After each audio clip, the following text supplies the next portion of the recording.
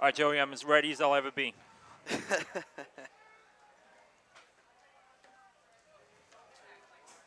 Championship weekend concludes here. It's the Division II boys baseball final between the Granite Bay Grizzlies and the Wood Creek Timberwolves. Both teams entering this game with 23-7 records, and this should be an excellent pitching matchup tonight between two of the Sac-Joaquin section's finest, Brendan Keeney of Granite Bay and Stephen Nogasek of Wood Creek. Stephen Davies, Lucas Carlson, Joey Gonzalez, Dominic Baraka here from Union Stadium on the campus of Sacramento City College. A beautiful day for baseball here at Union Stadium in the third game of three on a day that's been dominated by starting pitching. We saw in the last game between Rodriguez and El Camino the dominant pitching of Play On Sports Player of the Game, Jesse Schultens, and we should have another fine pitching matchup on tap for you tonight. Happy Memorial Day to our viewing audience out there, and a special thanks to all our servicemen and women around the globe allowing us to enjoy baseball on a day like this. Lucas Carlson is here with me. Welcome to the broadcast, and this should be an entertaining game here between these two teams. Yeah, it should. There's a premier pitching matchup going on tonight with Brendan Keeney and Stephen Nagosic, as you already mentioned. Brendan Keeney is very good. He commands a strike zone, and he was also the starting quarterback for Granite Bay's football team this year. So, you know, he's got that throwing motion. Yeah. And same with Stephen Nagosic. He was also a quarterback for Wood Creek this year. And, I mean, when you talk about a good pitcher in high school, Stephen Nagosic is as good as it gets. Yeah, I'm looking forward to seeing him here. Both these guys bring the heat, and in particular, Keeney, a 6'3", 225-pound senior, has a frame to be playing at the next level for sure. Granite Bay will go to the field first. It'll be Wood Creek batting here in the top of the first. Let's quickly go over the defensive alignment for both teams. For Granite Bay, the left fielder is Nick Bermudez. The center fielder is Chald Alvarez. The right fielder is Brett Bautista. Third baseman is Nick LeBeau. Shortstop is Ryan Rose. The second baseman is Vinny Esposito. First baseman is Mitch Hart. The battery for Granite Bay, the pitcher Brendan Keeney, and the catcher is Aaron Knapp. First batter of the day for Wood Creek is number 4, Sean Mize. He'll swing at the first offering. He's grounded to short on a hop. Throws across to first. In time, it was a little high, but he's able to tag Mize out. That was Hart there, reaching up high to reel in the high throw from Rosa for the first out of the day. Man, what a great play there to start off the game. A nice bouncer to shortstop and a little throw over the head of first baseman Mitch Hart, but a great job to come down and get the tag on the runner. Wood Creek wastes no time swinging at the first offering there from Keeney. And so the second batter of the day will be Austin Haggerty, the first three batters of the day for Wood Creek. Mize, Austin Haggerty, and Stephen Nogasek will bat third. Strike in there from Keeney, so no balls and a strike here to the right-handed batting senior, Austin Haggerty. From the first base side of the rubber, here's the delivery. Swung on, hit to second base. A little trouble handling, spinning and thrown in time for the out. And a nice play made on the ground out there as that goes 4-3. And a tough play there for Esposito, who did well to stifle that one. Yeah, he did a good job ranging to his right, knocked down the ball, and had a little trouble with it on the first job, but got it and quickly got the spin and corralled it and got the out at first. He got the body behind the ball, and that's all that really counts. So 2 outs quickly here in the top of the first for Granite Bay. And here's the pitcher, Stephen Nogasek, wearing number 20, the junior, will take this offering from Keeney outside for ball one. Nogasek this year in 30 games, batting .381, 105 plate appearances, 40 hits on the season, 1 home run, 2 triples, 9 doubles. Here's a ball low. 2 balls, no strikes now to the junior right-handed batter here. Shadows beginning to creep across Union Stadium. The floodlights are beginning to take effect. Here's a pitch inside, so there'll be a 3-ball, no strike count. So something for Nogasek to hit here, perhaps, from Brendan Keeney. Keeney sets and delivers. That's high, and that's a 4-pitch walk there. So after just 3 pitches thrown to get the first 2 outs, Keeney walks Nogasek on 4 pitches, and that's going to bring up the left-handed batting Alex Montez, the junior wearing number 21, will play first base tonight for the Timberwolves. and coach Eric Valencia. 23-7 record for the Timberwolves on the day, and as a pitch over the middle of the plate for strike one. Strike one to Montez. Batting first base. He's batting .321 on the season. Look across the first there from Keeney. Right-handed pitcher will deliver. Off-speed pitch misses the outside portion of the plate. That'll even the count of the ball and the strike. George Corp, the junior catcher, will follow for Wood Creek. 2 outs in the inning, a ball and a strike. Nogasek, the runner, on first base. Top of the first inning here, a throw across from Keeney. Nogasek back to the bag in time. The outfield, shaded towards right, with Alvarez about 10 steps to the right of center. Pitch is swung on, chop back to the mound. Keeney has it, he'll throw to first, and that will be the 3rd out of the inning. So Montez grounds out to Keeney, and after half an inning, no score here between Granite Bay and Wood Creek. You can watch highlights or a replay of today's game in our on-demand section, and you can also buy a DVD or Blu-ray of today's game right on CIF Sac-Joaquin.tv. Click on Buy DVD, and you can order today's game right now. Have a game that lasts a lifetime. Brought to you by CIF Sac-Joaquin.tv. Looking for a great place to advertise your business while reaching the greater high school community? Then you want to advertise on CIF Sac-Joaquin.tv. We have great rates for your business while giving you the opportunity to get your message out to a very important demographic. For more information, give us a call at 619-677-3246. That's 619-677-3246. Thank you, sir. Bottom of the first inning coming up, and our first look, and we can already tell from Nogasek's windup here that you were right. So had a little chance to chat with Lucas before the game, and he wasn't lying when he said Nogasek comes with the heat. And just watching his warm-up tosses here, he's got a great almost 3-quarter delivery, but is able to get a lot of velocity on those pitches. And so expect to see a lot of the fastball here from the junior hurler. So Granite Bay will send Vinny Esposito, Nick LeBeau, and Aaron Knapp to the plate here in the bottom of the first inning. No score. Nogasek, a right-handed pitcher, the junior. Both these pitchers came into today's game with 7-0 records, as Lucas alluded to in the pregame. Both were quarterbacks for their respective teams. And these are 2 guys, based on the front-page article written by Sacramento Bee sports writer Joe Davidson, that seem to have a lot of respect for each other. And this should be a highly entertaining pitching matchup here between these 2 guys. Keeney, of course, a senior, and this will be his last time pitching in a Granite Bay uniform here tonight. So Nogasek completes his warm-up tosses, and Vinny Esposito, right-handed bat, will step to the plate. Will be followed by Nick LeBeau and then Aaron Knapp here in the bottom of the first inning. Full house here at Union Stadium, as both sides of the seating area have filled in quite nicely here for this final game of 3 on Memorial Day. Here's a pitch from Nogasek right over the middle of the plate. That's strike 1 to Esposito. Esposito wearing number 15, just a sophomore. Leadoff hitter here. That's a pitch outside, low and outside from Nogasek, so count will even at a ball and a strike. Outfield aligned in center, or to center field. Infield more towards the edge of the dirt, especially short and second. With Haggerty and Montez both playing off the line here for Wood Creek. Ball and 2 strikes now the count, and that's a swing and a miss. Wow. Took a little something off that. Looked like the changeup upstairs. And Esposito goes down swinging.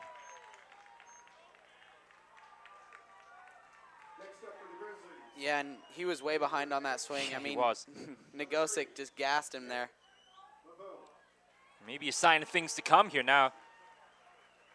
Nogasek's catcher, George Corp, will go out for a quick word here. A left-handed bat, Nick LeBeau, the senior, wearing number 3. Already a K for Nogasek here in the bottom of the first inning. He'll be followed by the junior catcher, Aaron Knapp. Here's a pitch in there for a strike. Good location right around the letters and over the inside portion of the plate. So no balls and a strike here to LeBeau. Crowding that inside portion of the plate. His pitch to the other side. Look at him paint the corners here. Great pitch by Nogasek. And quickly, LeBeau is behind 2 strikes. We saw it with Schultens in the previous game, able to paint the plate. That pitch is going to be outside. So he went for the fastball there, and that missed. 1 ball and 2 strikes to count now. Yeah, and I think he was trying to set up Nick LeBeau to swing at that outside pitch. Yeah. Here's a delivery. That's going to be outside as well. Similar location to the previous pitch. That'll even the count at 2-2. So LeBeau during the season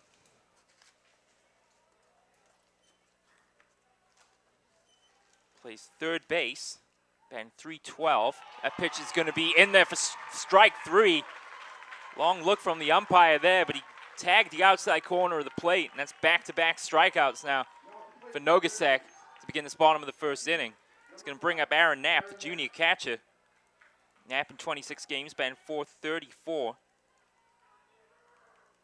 33 hits and 76 plate appearances, 9 doubles, 2 triples, and a home run. So a threat for power and for speed as well. And it's going to be grounded right back at the middle, fielded nicely there by Paher and thrown across in time to get him. Wow. Knapp hustling down the line. Thought he had a step there, but a great play over at second base by Aaron Paher. And that will end the inning. So Knapp grounds out 4-3. And after 1, no score between Granite Bay and Wood Creek.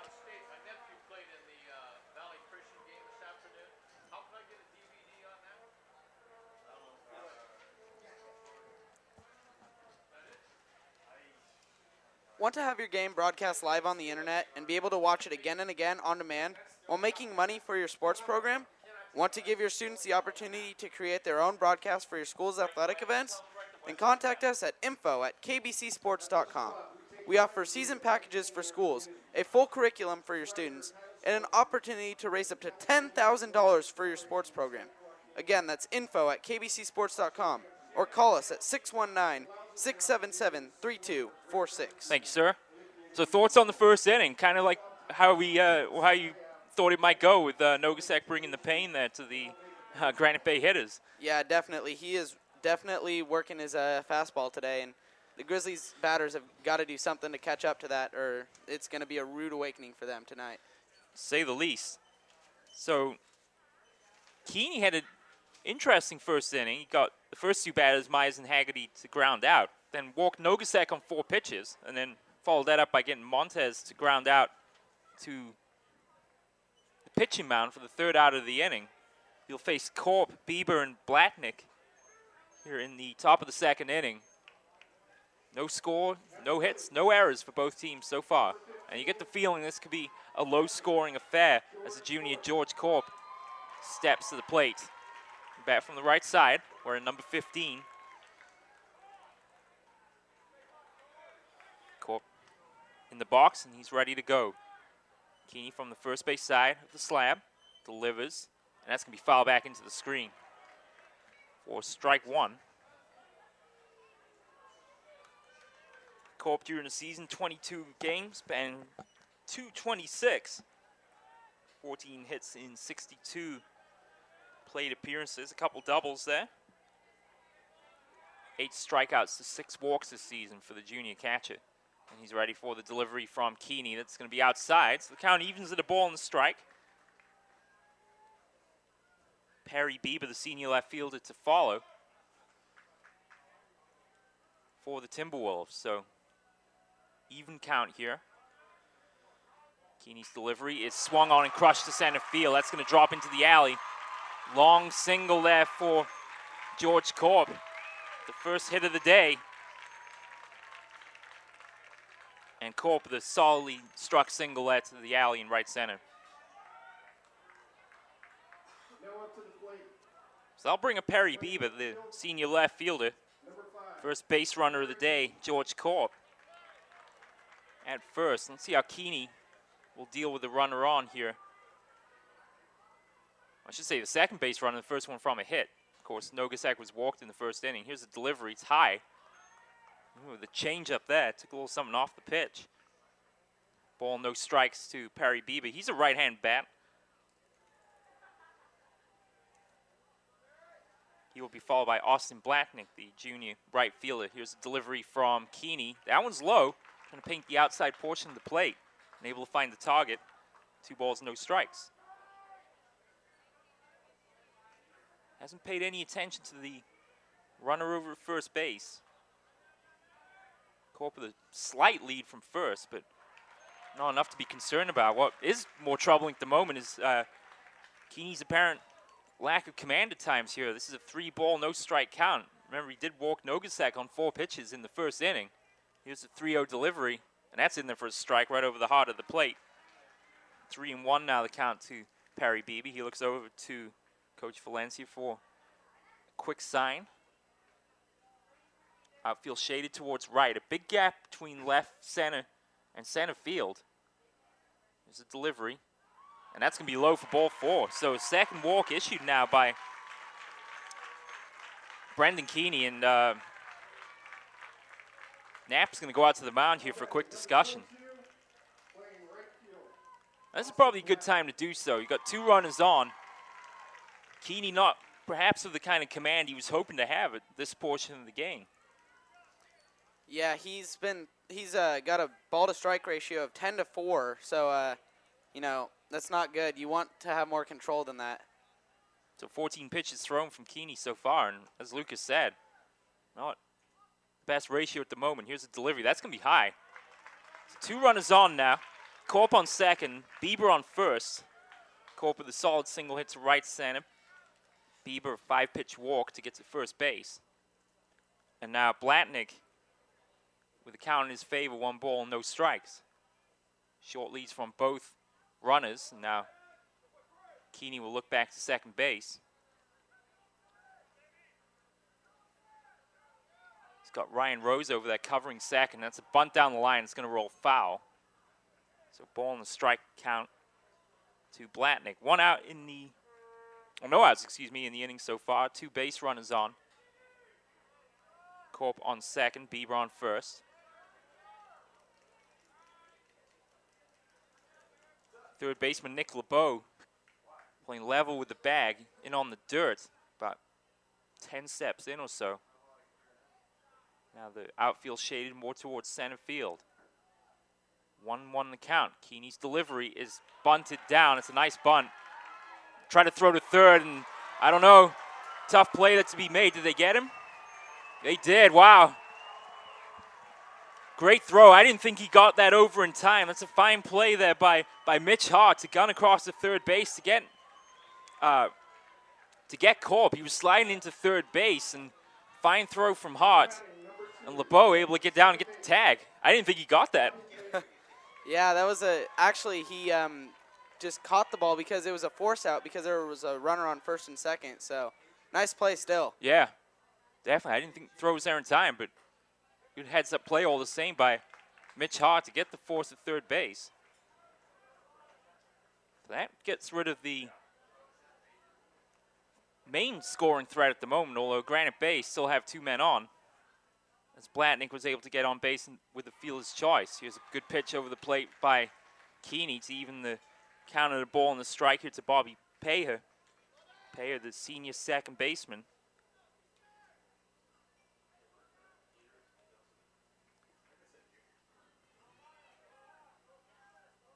So delivery from Keeney's outside. 2 balls and a strike now to Payer.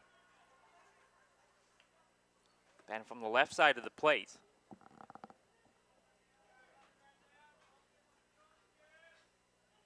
Two runners on here. Keeney, a quick look back to second. And that pitch is going to be high.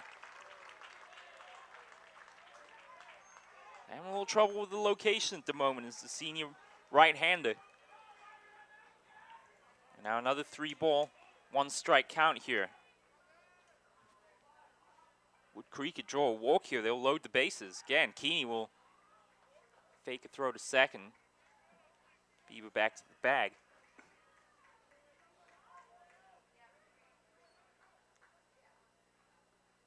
Keeney ready for the delivery. 3-1 count. Here's the pitch. That's over the plate. Good pitch inside there. First full count of the day now for Brendan Keeney. 1 out. And Wood Creek looking for their first runs of the day. Will be off the bat of Bobby Payer. We're about to find out. Payoff pitch. Here it comes. That is ball 4. Wow, Keeney not happy with that. He thought he got that in at the knees over the inside portion of the plate. And that will indeed load the bases. So Corp is out at third on the force out. Bieber will go to third now. Blatnick down to second and Payer to first. And the bottom of the order now with Brandon Raposa. The senior right-hand back catcher will come up with the bases loaded here and a chance for Wood Creek to snatch an early lead in the top of the second inning. Keeney's delivery almost hit him. He had to duck, and that's going to get away from Knapp. Keeney hustling towards the plate there, but so much velocity on that pitch there, Lucas. That yeah, I mean, wow. I can't believe he got out of that, the way of that. That looked sure that it was going to hit him. And because it was thrown with so much velocity, it bounced right back off the wall, and that didn't allow Bieber to get down the line. Not a lot of foul ground behind. There's foul ground off to both sides, but behind the plate, it's a little tight. So, 1 ball, no strikes here to Raposa. Here's the delivery. Swung on and missed. Good pitch. Took something off that with a low pitch. Right around the knees. Even the count of the ball and the strike. Yeah, and that was a great pitch. And Keeney's got to start throwing more of those if he wants to keep this team scoreless. And that's the problem. He hasn't been able to get those calls on the low pitches around the knees. Here's the delivery. 1-1. Bunted. Straight back to Keeney for the second out. And, well, Brandon Raposa won't be happy about that. Bunt he tried to lay down there. It popped right off the top of the bat into the grateful glove of Brendan Keeney. To come off the mound to reel that one in. But now 2 outs. Corp was the first one as he got on the force play at third. Raposa now will be the second one. And that comes back to the top of the order now. And Sean Mize.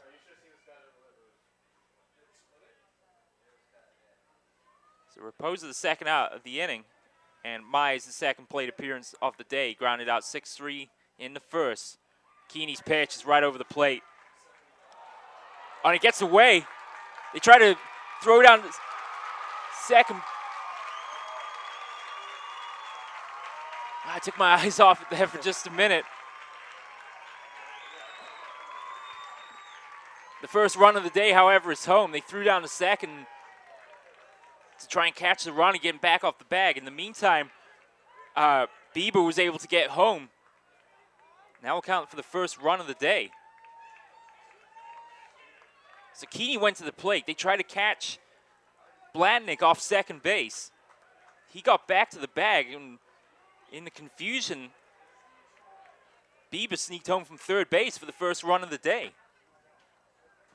So Wood Creek now a 1-0 lead. That pitch is swung on and hit to right field. Nice diving play. They can't come up with it, though.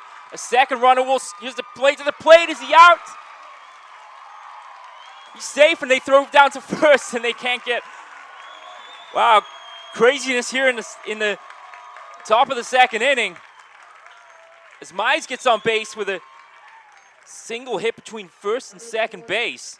Number 10, playing third base, Austin Haggerty. And in the meantime, Blatnick comes around to score.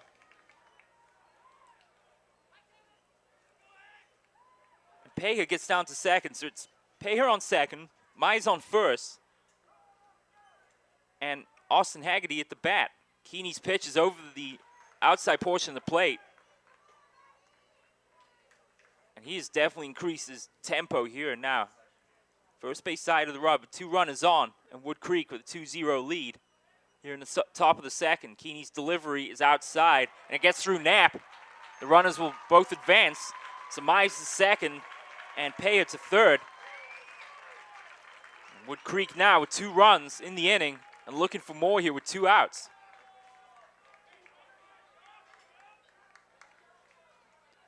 More crucially, these runs have come with 2 outs here against Brendan Keeney. 1 ball, 1 strike to count here against Haggerty. Grounded out 4-3 in the first. Here's a pitch swung on. Ball and 2 strikes.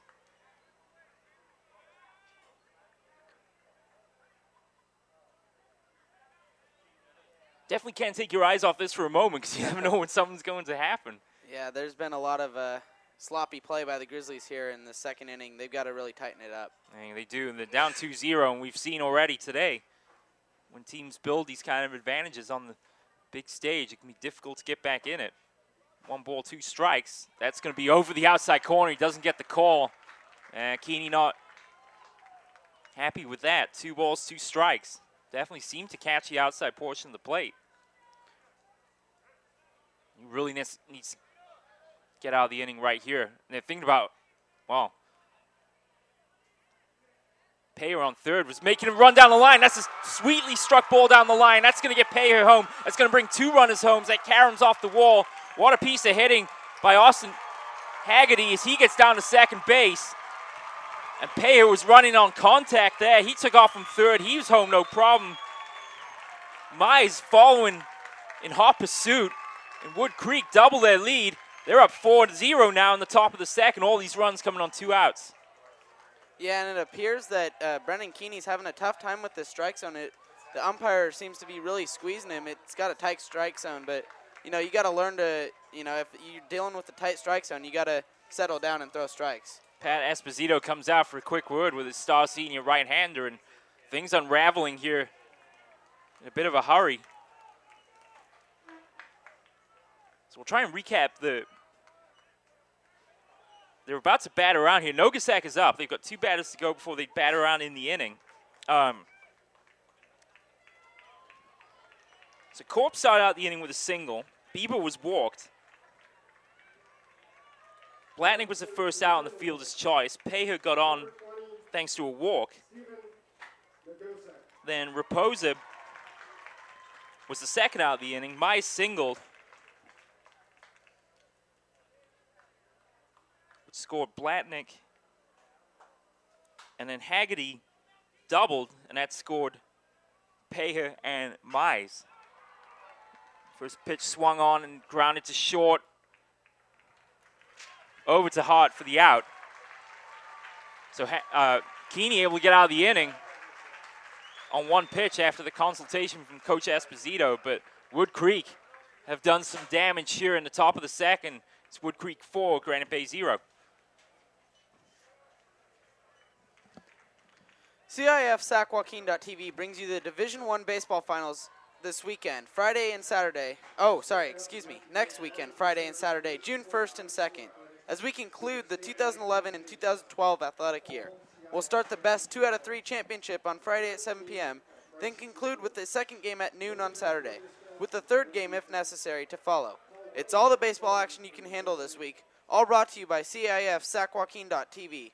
It's also worth noting as well, in the North Coast section, we'll be at the Oakland Coliseum on Saturday afternoon for 4 games in the North Coast section from the Oakland Alameda County Coliseum. So it is indeed, as Lucas said, all the baseball you can handle not only in the Sac-Joaquin section, but the North Coast section as well. So be sure to join us next weekend as we conclude the 2011-2012 academic year with a fine finale, wall-to-wall baseball in your home for high school sports. CIF, Sac-Joaquin.tv, part of the Play On Sports Network. And, well, not the inning that Brendan Keeney was looking for there against this Wood Creek offense. No, not at all. Grizzlies' defense looked like Swiss cheese there. I mean, the ball was falling everywhere, and then when they threw it, it couldn't find its host. So they were having problems out there. That may have been the critical play of the evening of that inning, was when they tried to throw down to second to get the man napping on second base. I believe that was Blatnick at the time, and then in the meantime, Bieber was able to sneak home and score. Here's Nogasak, and that pitch is right over the heart of the plate. He'll face the 4, 5, and 6 batters here, Ryan Rosa, Brett Bautista, and the designated hitter, Devin Lemon. Here's a pitch from Nogasak. That's swung on, hit well to center, but back there is Raposa for the out. So on one pitch, or 2 pitches, excuse me, Rosa flies out to center, and I'll bring up Brett Bautista.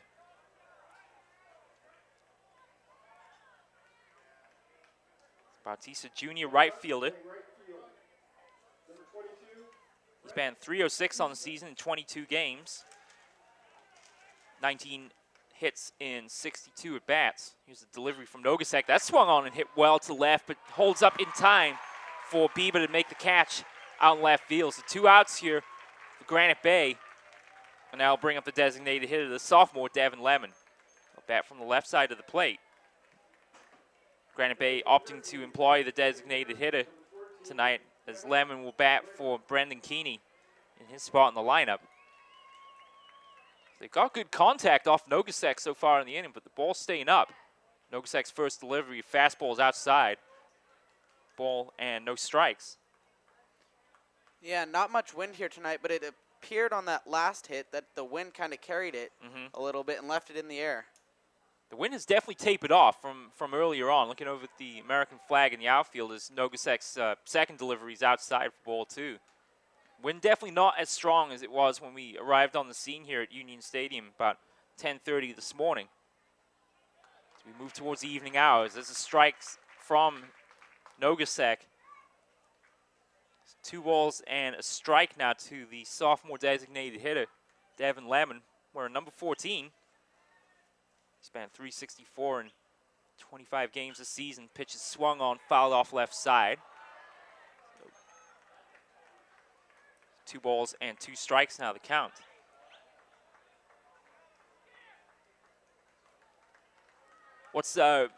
Lucas is keeping very detailed pitch count notes over here, and I'm trying to keep one eye on that and one eye over here. What's his pitch count so far? It's got to be a lot lower than Mr. Keeney's is at the moment.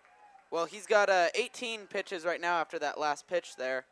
That was a ball. It was. So full count now for Devin Lemon. Down 4 runs in this bottom of the second. That's going to be ball 4. That's low and outside. So Lemon draws the walk. And Mitch Hart, the first baseman, stepping to the plate. So yeah, Negosic's got 19 pitches after that last batter, and surprisingly, only 3 of those pitches have been hit in play. Of course, all of them being out. Right. Still no hits on the day, as Granite Bay have their first base runner now thanks to the walk of Devin Lemon. Here's a pitch low, ball 1. To Mitch Hart, the first baseman, right-handed bat. He's played 21 games this year, 71 plate appearances, 17 for 56 for a .304 average.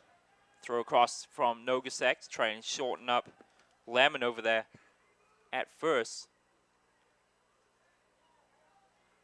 Nogasak from the third base side. Sets and delivers. Here's a pitch. That's over the inside portion of the plate. Good pitch that even the count up at 1-1. Nick Bermudez, the left fielder, will follow. Wood Creek doing a lot of damage in that top of the second inning. All 4 runs coming on 2 outs. Nogasak waves off a sign from his catcher. Now he sets and delivers. That's a little inside. Almost brushed Hart's uniform there, but 2 balls and a strike to count.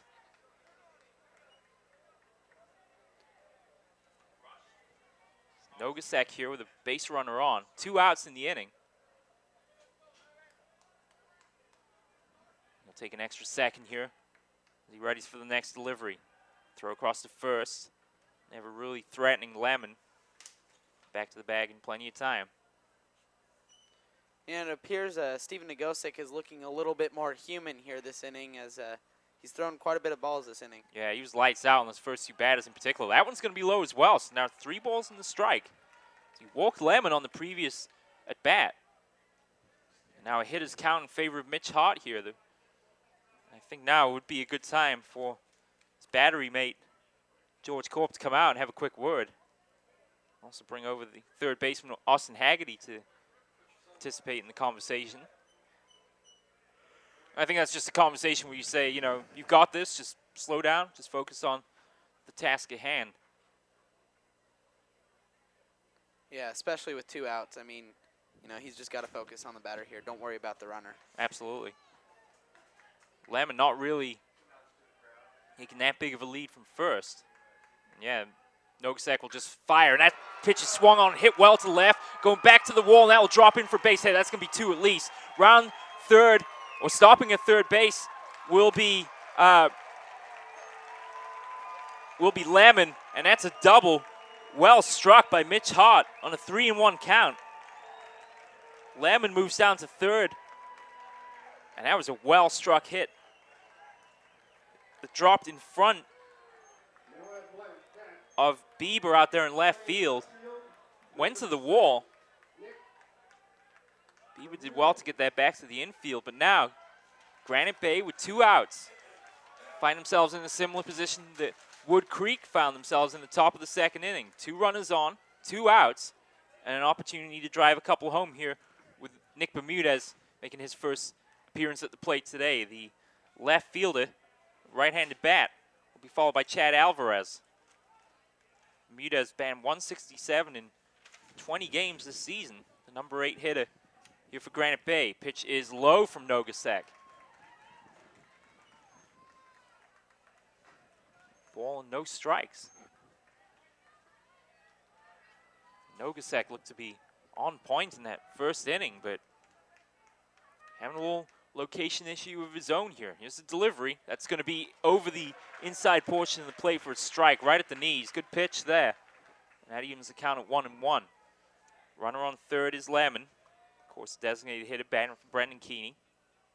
Nogasek wants a new baseball.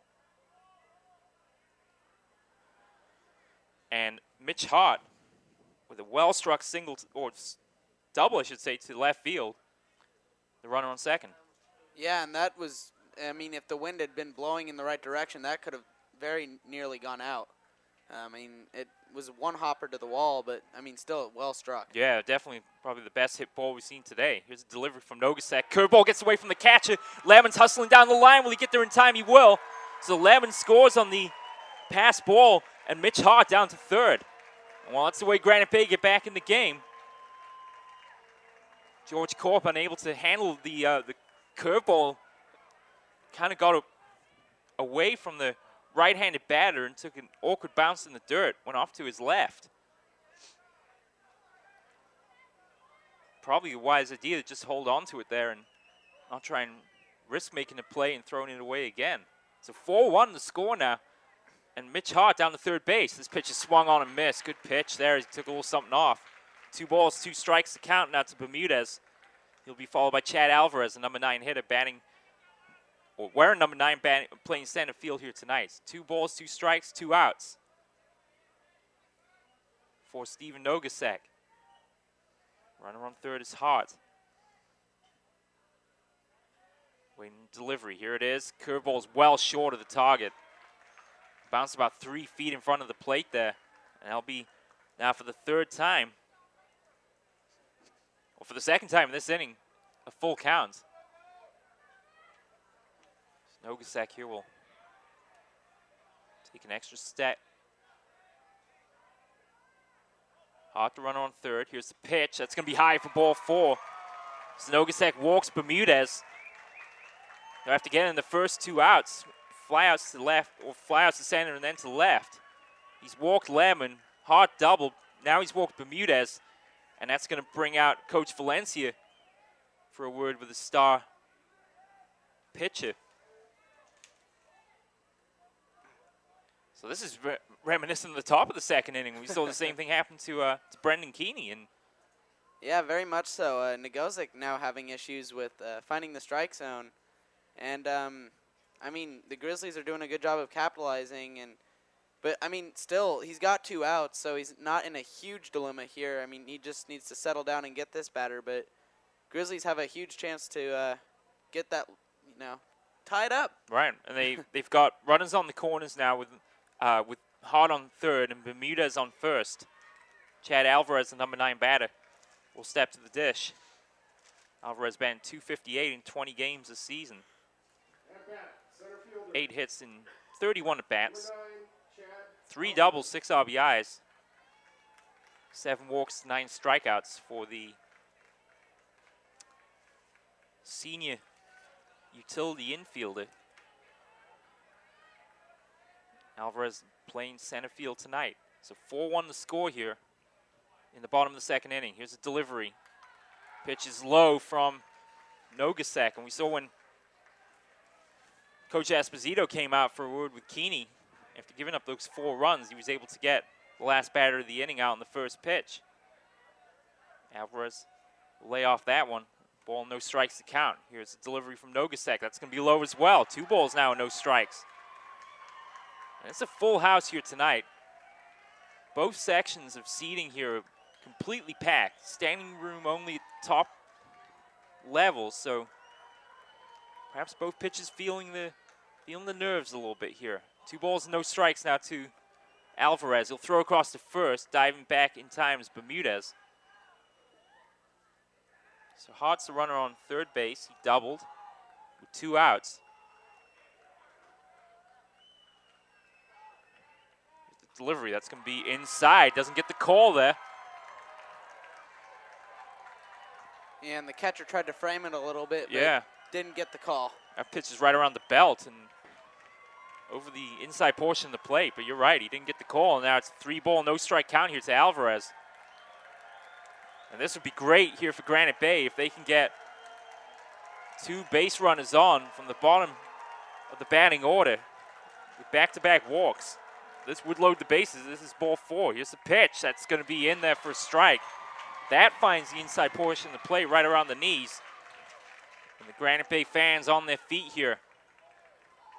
2 outs in the inning, 3-1 count in favor of Alvarez. Will be followed by Vinny Esposito in the top of the batting order for Granite Bay. Nogasek delivers, pitch is swung on, grounded up the middle on a hop. They have it, throw is in the dirt and scooped out nicely there by Montez for the 3rd out of the inning.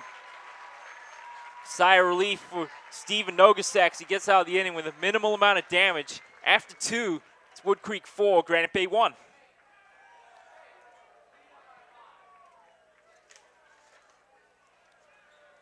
KBCSports.com and the Play On Sports Network showcase great high school games every week. And now you can access our content using multiple platforms. Follow us on Facebook, get the latest KBC and Play On news on Twitter, or catch our highlights in high definition on YouTube. All of our content can now link to your favorite social media site. Share all the high school action you see every week. Brought to you by your home for high school sports, KBCSports.com and Play On Sports. He's Lucas Carlson. I'm Stephen Davies. Joey Gonzalez is producing for Play On Sports this evening. Dominic Baraka fielding. I'm sure plenty of fans out there that are trying to find every last seat possible. So he's doing his best out there to provide the video coverage for you tonight on CIF Sac-Joaquin.tv. Full house, as we mentioned, here in attendance at Union Stadium on the campus of Sacramento City College for this Division II final. And do you think that after that long layoff there after the top of the second inning, if that's given Brendan Keeney a chance to relax and compose himself here before he comes back out on the mound? Yeah, well, I believe that Brendan Keeney, him being a veteran pitcher and all, and he was 7-0 this year, so I believe that, like all good pitchers, he was able to calm the nerves, and like you said, there's a huge crowd here, so not used to that at most baseball games. So, yeah, he's probably calmed down. Montez, Corp, and Bieber, the batters for Wood Creek here in the top of the 3rd inning. First delivery's over the plate for a strike. Here's Keeney's next delivery. That's going to be low. Over the plate, but even the count of the ball and the strike here to Alex Montez, the junior first baseman. Left-handed bat. Grounded out in the first inning. To Keeney. That pitch is going to be outside. It's 2-1 the count. Montez been .321 on the season so far in 22 games. Pitch is swung on, hit right back up the middle. Keeney had to get his right leg out of the way of that one. That's a well-struck single there for Montez. And that'll bring up the junior catcher George Corp. So on a 2-ball, 1-strike count. Sharply hit single up the middle there for Alex Montez. And Corp will step to the dish with the first base runner on in the top of the 3rd inning. Yeah, and Brendan Keeney did a great job of getting his leg out of the way, or else that could have been a very serious injury. Yeah, it's off the shin or off the knee. It was coming back towards him. No real chance to field it there, and that's going to be swung on, hit. That's a fair ball down the line. Nicely hit ball there by George Corp. Thought it was going to carry him foul there as it came off more like the upper portion of the bat, but I think it caught LeBeau over there in 3rd base a little bit off guard. Now squirm in for a base hit. So back-to-back singles now for the middle of the order hitters now for Wood Creek. Montez, 4th batter in the order with a single. Corp batting 5th with a single as well. And we might have another consultation here on the mound between Keeney and Aaron Knapp. Back-to-back singles given up now by Brendan Keeney. Yeah, and that last hit seemed to catch up Nick LeBeau at 3rd base there. He either lost it in the sun or thought it was going to go foul or something, but that was a weird hit ball. It seemed to float in the air for a little bit. Yeah, it got funny spin off the upper portion of the bat, and I think he was thinking it would spin foul before it reached him, but it dropped about 10 feet or so in front of the bag, about 3 feet fair, and squirmed past him for base hit. So now Keeney in a little bit of trouble here with no outs and 2 runners on, and Wood Creek with a 4-1 lead here. And that's a bunt, well laid down. Keeney can't handle it. He may all be safe, and he throws it away. 1 runner is going to score as that one rolls down into right field. So Montez scores. Corp gets to 3rd.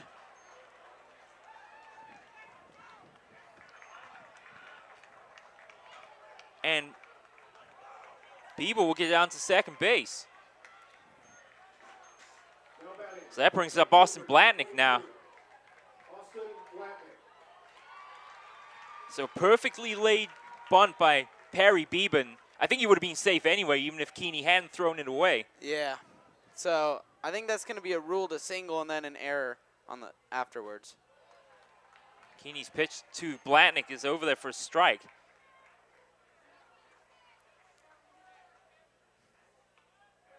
And if that's the case, it's 3 consecutive singles now by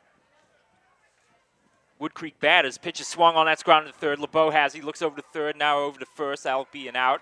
So the first out of the inning as Blatnick grounds out 5-3. That'll bring up Bobby Payer. He walked in the 2nd inning. This will be his 2nd at bat of the game. So runners on 2nd and 3rd now. 2nd baseman, number 2, Bobby Payer. For Wood Creek. It's Corp at 3rd. Bieber at 2nd. Montez has already scored in the inning to make it 5-1 now. Wood Creek. Payer showed bunt. Batting from the left side. Pitch over for a strike. No balls in the strike now to the senior 2nd baseman. And it looked like he was trying to do a little bit of a drag bunt there, try to get the ball to roll his way. Delivery from Keeney is outside. A little high there, and they'll even the count of the ball and the strike. And yeah, I think you're right. I think he was just trying to drag that one down the line and try and beat it out with his speed. Yeah, and possibly draw the attention away from the runner at 3rd. That pitch is fouled off. Good swing by Payer that time. Ball and 2 strikes, 1 out in the inning. Runners on 2nd and 3rd. And Wood Creek here looking to pull away in this game. Top of the 3rd inning. 4 runs in the 2nd, already 1 here in the 3rd. Yeah, and this would be huge here for Brendan Keeney if he could get this strikeout. Here's the pitch from Keeney. That's swung on. Hit well to center, but that's going to stay up a long time. It should score a run from 3rd. Long throw back in. And it throws off target to the cutoff man as Corp comes home to score. And Payer with a sacrifice fly to center field did exactly what Coach Valencia wanted. Gave that a long ride to center field. And not the best throw back in from Alvarez there. It was cut off by Rose at short. Throws off target. No chance to catch. Yeah, and you almost wonder if he realized that the runner was going to score, so he just threw it towards the third base side to cut off the runner from second going to third. They did do that. They held up the runner at second. So it's Bieber on second base. The only base runner on at the moment. And Brandon Raposa batting for his second time. So strike already to Raposa. He'd be followed by the top of the order again and Sean Mize. 2 outs in the inning. Here's the delivery. Pitch is inside. Almost hit Raposa that time. Count a ball and strike. Base runner on second is Perry Bieber. Keeney's delivery is outside. 2 balls and a strike. So things not going to plan for Granite Bay here as Keeney struggled through the second and third innings, giving up 6 runs. That pitch is swung on, grounded down the line, but foul. So count evens at 2 balls and 2 strikes. 2 outs now.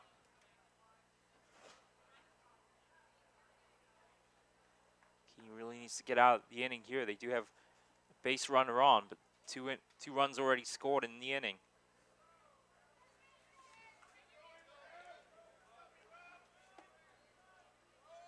Keeney appearing for the sign. Sets and delivers. Off-speed pitch got him. Nicely done. That's strike 3. Raposa strikes out looking. First strikeout for Brendan Keeney today.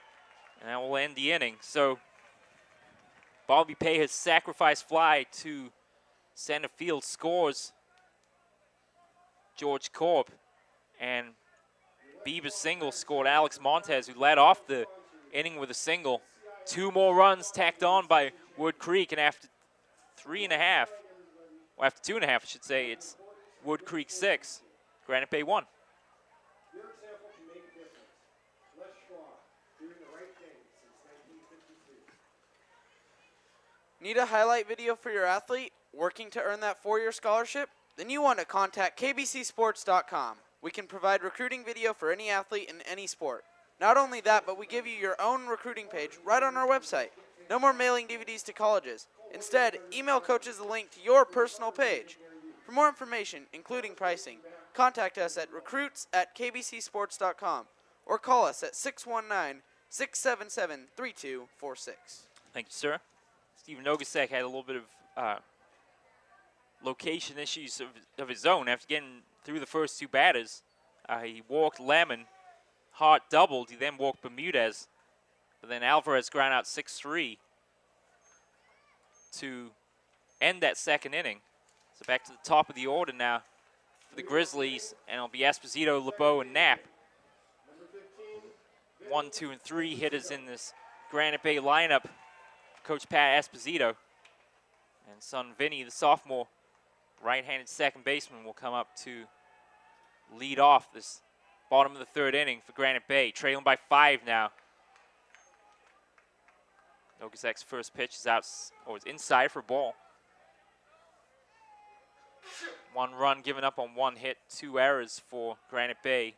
6 runs on 5 hits, no errors. That pitch is hit well, but foul down the right field line. I'll even the count of the ball and the strike.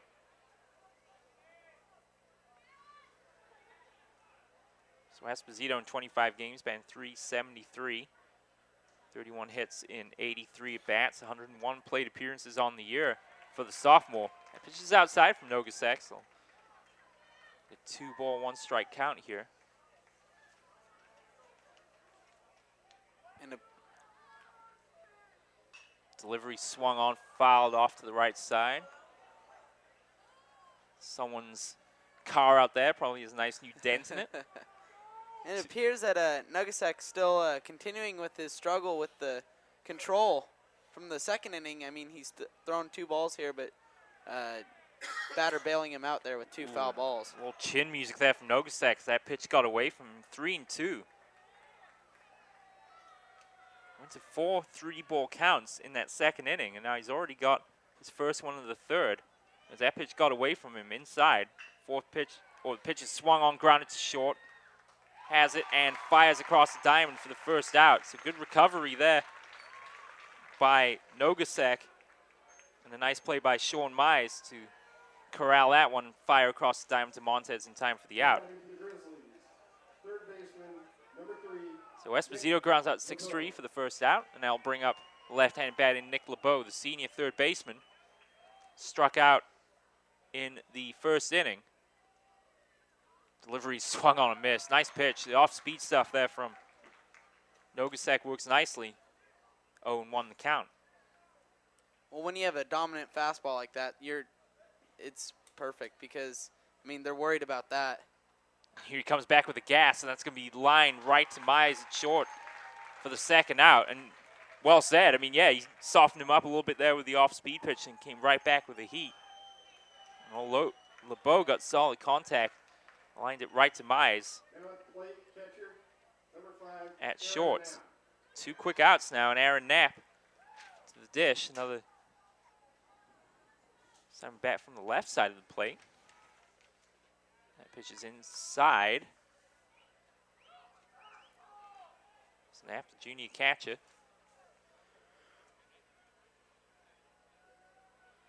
Take a ball from Gosek. Here's the next pitch. That's going to be outside as well. So 2 balls, no strikes now to Knapp. Ryan Rosa, the junior shortstop, will follow. Bottom of the third inning here from Union Stadium. Delivery is in there for a strike right over the heart of the plate. 2-1 now the count to the junior catcher. Crowding that inside portion of the plate. Nogasek's delivery, curveball, it's fouled off right side. Even the count 2-2. So Nogasek here 1 pitch away from getting out of the inning. As the shadows continue to creep across the Union Stadium infield. Delivery from Nogasek swung on. And he's going to hustle down the line. He may get there, and he got about a step too late. As the pitch got away there from Korb. But able to get to the backstop and fire down for the out. So a strikeout there to end the inning of Aaron Knapp. And through 3, it's Wood Creek 6, Granite Bay 1. How are we doing on pitch count so far for our 2 starters tonight, Lucas? Let's see. We got Nogasek at. He's thrown 47 pitches through 3 innings, and Keeney through 3 innings has thrown 52. So pretty even. Yeah, fairly similar pitch counts, but big difference obviously in the number of runs scored. And Wood Creek, in that regard, have a comfortable lead here as we enter the top of the 4th inning. Keeney back out on the mound. And, well, you figure you'd like a 1-2-3 inning here and get the Granite Bay offense back out on the field as quickly as possible. Yeah, that would be very helpful, both for Keeney and his cause, as well as the Granite Bay team as a whole. Keeney faced 4 batters in the first, 8 in the second, and then 6 in the third. Got Raposa looking to end the inning, so that'll bring up Mize, Haggerty, and Nogasek here in the 4th inning. Mize already has batted twice on the day, grounded out 6-3 in the first, and then singled and scored in the second. Today's game is being broadcast live on the internet. So Sean Mize will be followed by Haggerty, Nogasek, left, right, the batters for Wood Creek. Wood Creek reaching this championship game, winning the best-of-3 series against Rockland. They lost 9-0, shut out in that first game on the 19th of May, and then they came back to win the next 2, defeating Rockland also in a shutout 5-0 on the 23rd, and then defeating them in the second game half an hour later in a tense 4-3 victory over the Thunder. Granite Bay, on the other hand, beat McClatchy in the first game of their 3-game set with McClatchy, and lost the second, then came back to win 12-7 in the third to reach this championship game here in Division II. First pitch from Keeney was a ball. Second pitch is going to be swung on, skied, foul to left. Throw from Knapp to Keeney gets away from him and rolls out into center field. Even the count here at a ball and the strike. So we'll give it back to Keeney, and Mize will stand in. Count even. Man, that ball certainly had the height and the distance, but just foul. Wow, he skied that. Yeah, he got a lot underneath it, that's for sure. Here's the delivery from Keeney. That's going to bloop over the head of Keeney. No play available there, and that's a nice piece of hitting by Sean Mize. You could tell when the ball came off the bat, it had some wicked spin on it. And it fell really into no man's land there between Keeney and Esposito. That was a great no throw by Esposito. It probably would have ended up in another bag for the runner if he had thrown that. So that was a great job to just hold the ball and cut your losses. Yeah, I think they both realized there's no way that they'd be able to make a play in time from where they were positioned on the field, and so allowing Mize to get on base. We've already seen runners score thanks to throwing errors across the first base today by Granite Bay, so they'll let Mize take the base. In the meantime, the first delivery to Haggerty is a ball. Pitch out to first there by Keeney. But Mize able to get back to the bag in time. Back-to-back singles now for Mize in the second and the fourth inning. And Haggerty singled in the last inning. Pitch swung on and missed. Going down to second is Mize.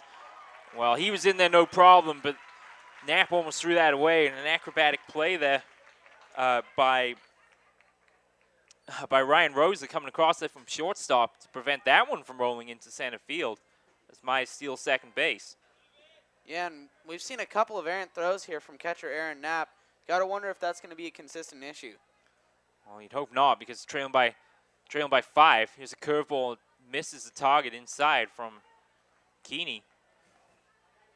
You hope not, because they really don't have a lot of room for error now. We've reached more or less the midpoint of this game. And no team we've seen out in the field today has been able to overcome a deficit. And tied for the biggest one of the day right now. Here's the line smartly to third and snagged by LeBeau. Down on the knee there to reel that one in from Haggerty. Struck it well. Right into the glove. Nick LeBeau for the first out. Yeah, and that was a great job by Nick LeBeau to catch the ball and automatically look towards second. Of course, nobody was there, but, I mean, great secondary mind. Way to look ahead for the next play. And into the sun as well.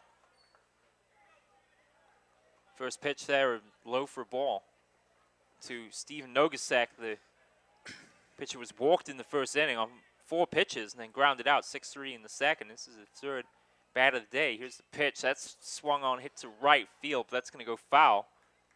Plenty of power on that one, but hit into the batting cages yonder.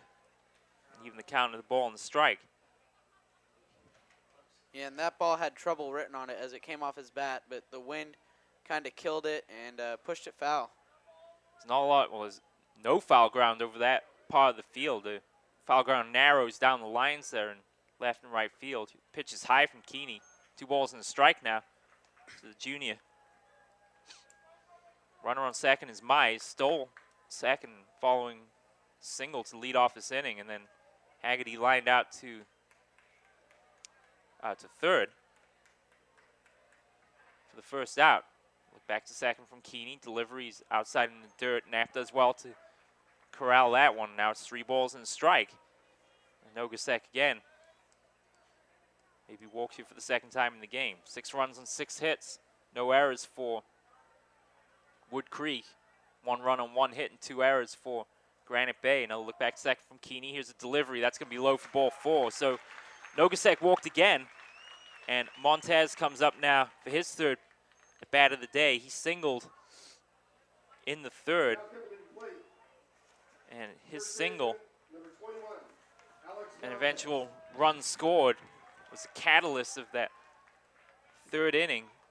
2 runs for Wood Creek. 2 runners on now for the Timberwolves. Mize on second, Nogasek on first. And a delivery from Keeney is outside for a ball to Alex Montez, the junior first baseman. See if Keeney will pay attention to the base runners here. They both took long leads on that last delivery. Mize in particular, a long way off second. Here's the pitch swung on, skied into the infield over to the third base side. LeBeau using the glove and the hand there to reel that one in for the second out. So Montez pops out to third, and I'll bring up George Corp. Corp, the danger man here for Wood Creek, 2 for 2 on the day. 2 runs scored and 2 singles here for the junior catcher. And you gotta wonder when Keeney's pitch count is start going to becoming an issue, because he's already at 65 here. Yeah, through 3 plus, so that's hit right back at Keeney, and through the infield, that's going to score at least 1. Mize is hustling all the way around third. Good effort there by Mize to score, and, well, George Corp has his 3rd single, his 3rd hit of the day, and that one was smacked back up the middle. Definitely hit Keeney, and we saw earlier he had one come right back at him. Esposito out, and looks like it's gonna be it for Keeney. Coach Pat Esposito has seen enough, and, well, Keeney will get a big hand as he leaves the field, but not the way he wanted his final appearance to go for Granite Bay. No, this was actually kind of a nightmare. I mean, exact opposite of what he wanted to happen, but, you know, every pitcher has their bad day. And, I mean, he's still got the fans love to see him play. I mean, he got a standing O, and it's sad to see, a great go down with a bad start to end the season in his career. But, it happens. And now the Grizzlies have to look to get behind their next pitcher. And, yeah. Yeah, Keeney, of course, leading Granite Bay to the Division I Section Football Championship. And he'll be headed to Cal as a walk-on for football next year. And unfortunately, as Lucas said, this will be his final pitching career tonight. But as he said in the article here written by Joe Davidson, the Sacramento Bee, you cannot beat a Cal education. And that is the gospel truth. So a new pitcher to come out for Granite Bay. And it'll be number 8, Jake Peterson, the junior, right-handed pitcher. So on Corp's 3rd single, that will do it for Brendan Keeney. 7 runs, 7 hits, no errors for Wood Creek. 1 run on 1 hit and 2 errors for Granite Bay. And Esposito really given no choice there but to pull the plug on his senior. Yeah, I mean, Keeney was giving up too many hits, and, 7 runs. You can't keep him in for that much longer. So through 4 2/3. Keeney is done, and Peterson will come on here to try and get the final out. So Nogasek's on second. He was walked by Keeney, so he's on second. Corp, thanks to his 3rd single of the day, is on first. And Peterson giving mop-up duties here with both these runners. Be credited to Keeney. First pitch from Peterson is inside for a ball. And Perry Bieber is the man at the plate. That almost hit him inside. It's 2 balls and no strikes here to Perry Bieber. Walked in the 2nd, singled in the 3rd, and has a favorable count. 2-0 here. Peterson's pitch is in there for a strike, right over the heart of the plate. Blatnick would follow. 2 runners on here for Perry Bieber. This would be a real chance for Wood Creek to put this one, you'd think, out of reach. for the Grizzlies. Peterson fires at on his head height as Bieber ducks out of the way. 3 balls now and a strike to the senior left fielder. Look back to second from Peterson. He delivers over the outside portion of the plate. Good pitch and a full count now for Perry Bieber.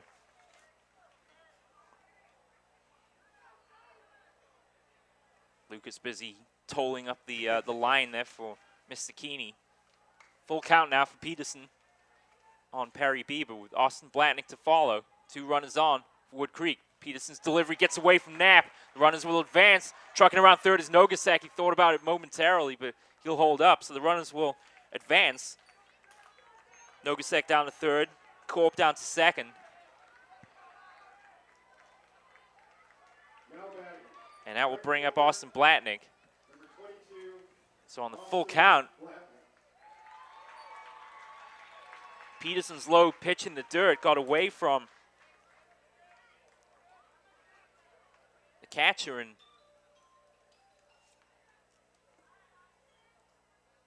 Aaron Knapp did his best to prevent further damage. The runners advance the base. I think we'll see a pinch runner here for Corp. Yeah, Corp's going to take a seat here. He's going to be replaced by a pinch runner. That'll be number 18. Let's see.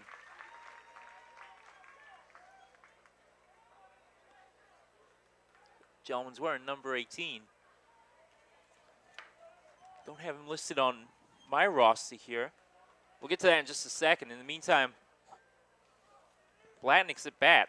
2 runners on. Nogasek on third. And a pinch runner for Corp on second. Also Perry Bieber over there at first. So full bases loaded here, and first pitch fouled back by Blatnick.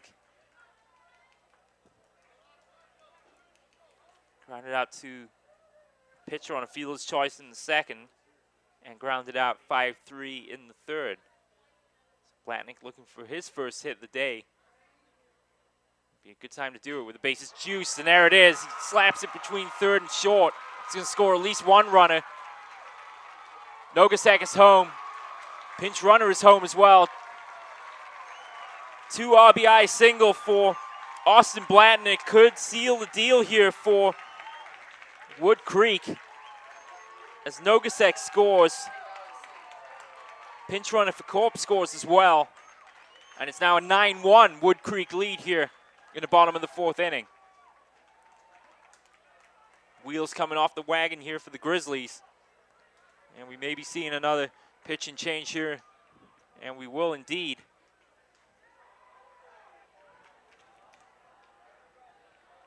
As they're going to hand the ball to a new pitcher. It's going to be number 11, Mitch Hart.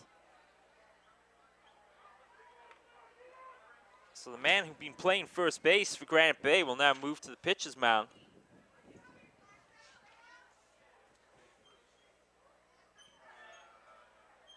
Let's just wait to be sure. Yes, it will be Hart taking over the duties on the mound. And they will move, I believe, Griffin Powers over to first base. So let's quickly check the infield here for Granite Bay. Rosa will remain at short. LeBeau over at third. Esposito will remain at second. So yes, it will be Griffin Powers playing first base.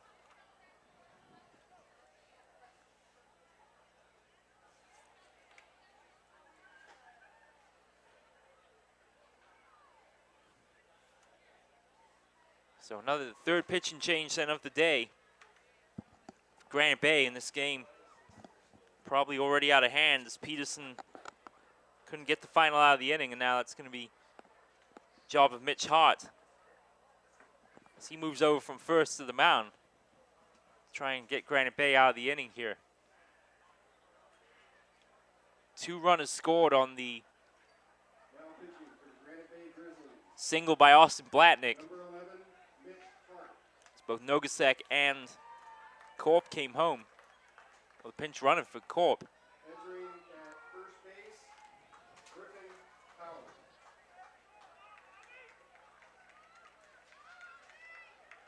And unfortunately, player wearing number 18 not listed on the roster in the Second baseman, number 2. program given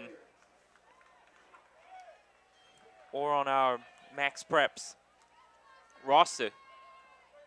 Joey Gonzalez off to do some detective work. Try and find out the identity of the player wearing number 18 for Wood Creek. In the meantime, Hart is ready. Shadow's about halfway across the infield here. Here's the delivery from Hart. It's going to be outside. So there's still 2 runners on here with 2 outs. In this bottom of the 4th inning. Beaver's on second base. And Blatnick on first. And I think Joey Gonzalez found out who it is. Here's the inside delivery from Hart. 2 balls and no strikes. And at the moment,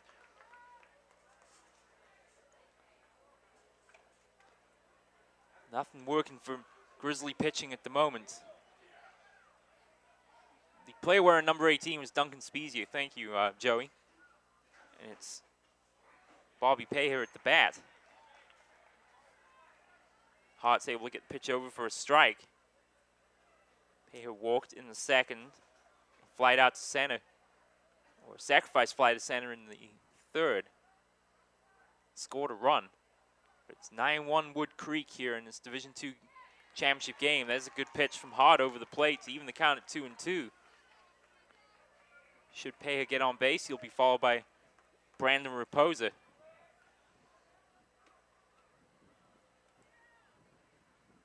Two balls, 2 strikes, 2 outs here in the bottom of the 4th. Peterson's pitch, or Hart's pitch, excuse me, just misses on the inside portion of the plate. Full count now for the senior second baseman. Well, Granite Bay could think the game may be already a little bit out of reach, but they'd love to just get out of the inning here and get some long series on the mound in this game. Pitch is fouled off by Paher off to the left side. Runners were going there. So go back to the bag. Beeb on second. And Paher on first. Or, excuse me, Blatnick on first. Paher at the bat. Yeah, and that's a smart move by the coaches to send the runners here, as it's a full count and 2 outs. I mean, nothing can happen if they do. Sure. Yeah. Hart's ready. A quick look back to second. Here's the delivery. Pitch is low for ball 4. The woes continue for Granite Bay pitching now as they loaded the bases once again. Joe Peterson came on to replace Brandon Keeney, and he couldn't get the final out of the inning. And now Center fielder, number 12. Mitch Hart takes over from Peterson, and he walks Bobby Paher. That'll bring up Raposa. Pitch is high from Mitch Hart to Brandon Raposa. So 1-0 count now to the senior center fielder. Struck out looking in the third. Flied out to the pitcher in the second. Pitch is swung on and missed there by Raposa. It's even the count of the ball and the strike. 2 outs still. And Granite Bay desperately trying to get out of this inning. 4 runs in the second, 2 in the third, 3 in the fourth for Wood Creek. And they're piling it on here. Good pitch. Up the ladders there from Brandon Raposa. Finally has a count in his favor. 1 ball and 2 strikes.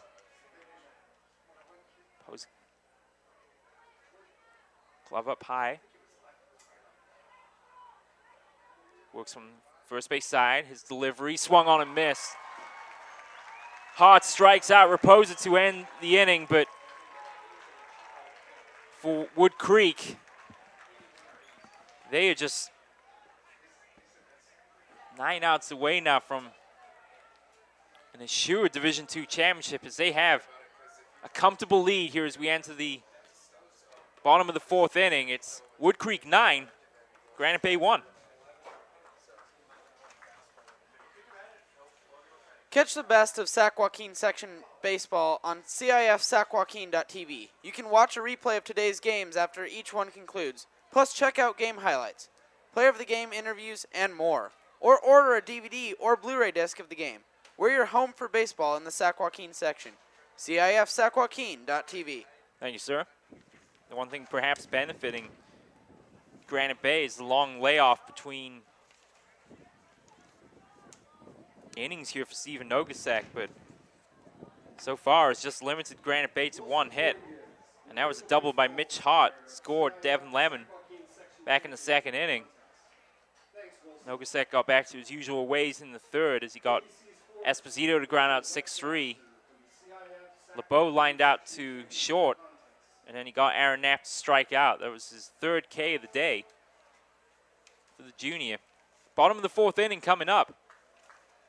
Comfortable lead for Wood Creek here in this Division II championship game. They lead Granite Bay 9-1. Yeah, and it's not looking good here for the Grizzlies. I mean, they've just not played a very good game, and that does not reflect their season at all. I mean, they have played outstanding the whole season, and same with Wood Creek, except they've been playing like they have the whole season. So, I mean, that's really the difference in the game. Yeah, they got to Brandon Keeney early and often. And you kind of had a feeling after he walked Nogasak on 4 pitches in the 1st inning that the control could be an issue. That's the first pitch is low for a ball. It's Rosa, Bautista, and Lamon at bat. So the middle of the order here for Granite Bay, but trailing by 8 runs. They need to get something going here in a hurry. That's the 2nd pitch low to Rosa. 2 balls, no strikes. But yeah, you kind of had a feeling when Keeney walked his opposite number on 4 pitches that could be a long night for Granite Bay. Now Nogasak, on the other hand, is behind 3-0 now to Ryan Rosa, the junior shortstop, right-handed bat. Pitches over the inside corner of the plate for strike 1. So 3-1 count now. Brett Bautista, the junior right fielder, to follow. Here's a delivery from Nogasak, a little bit extra on that one, and Rosa does well to foul that off right side. So count goes full now. 2 quick strikes. Nogasak, and a full count now to Ryan Rosa. Nogasak working quickly, pitch swung on, fouled off. Count remains full. Great crowds all day today here at Union Stadium on the campus of Sacramento City College. Valley Christian and taking the first game. That pitch is swung on and hit to center field. Playable as Raposa makes the grab for the first out. So battling at bat there by Ryan Rosa, but he flies out to center. And I'll bring up Bautista. Yeah, and that's Ryan Rosa's 2nd flyout in just as many at-bats. Yep, flew out to center in the 2nd inning as well. So number 4 hitter there for Granite Bay is giving the ball a ride both times he's been at bat. Both bats ending with the same conclusion. So 1 out now in the inning. And Bautista at the bat. He'll call time right as Nogasak was about to go into his windup. He's ready. Here's the delivery. Misses the inside portion of the plate. So ball, no strikes. Devin Lemon to follow. And his walk engineered the run scoring rally as a pitch over the plate from Nogasak back in the 2nd. And that was with 2 outs. And that after Rosa flew out to center and Bautista flied out to left. Pitch is low and away. 2 balls and a strike.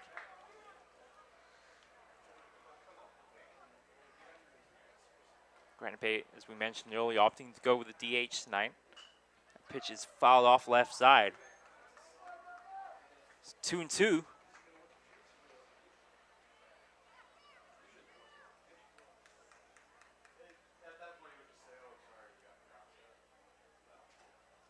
It's Bautista, bat on the shoulder. Waiting the delivery from Nogasek's outside, ball 3. So another full count now, the second of the inning so far.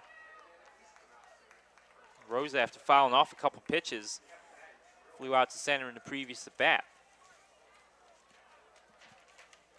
Nogasek's delivery is swung on, and that's going to be hit well. Center field going back for it is Raposa, and he has it comfortably for the second out. So Rosa flies out to center. Bautista does the same, and that'll bring up Lemon. Lemon, sophomore designated hitter. He's played 25 games this season for the Grizzlies and Coach Pat Esposito. 12-3 in the Sierra Foothill League here in 2011-2012. Delivery from Nogasek, low for a ball.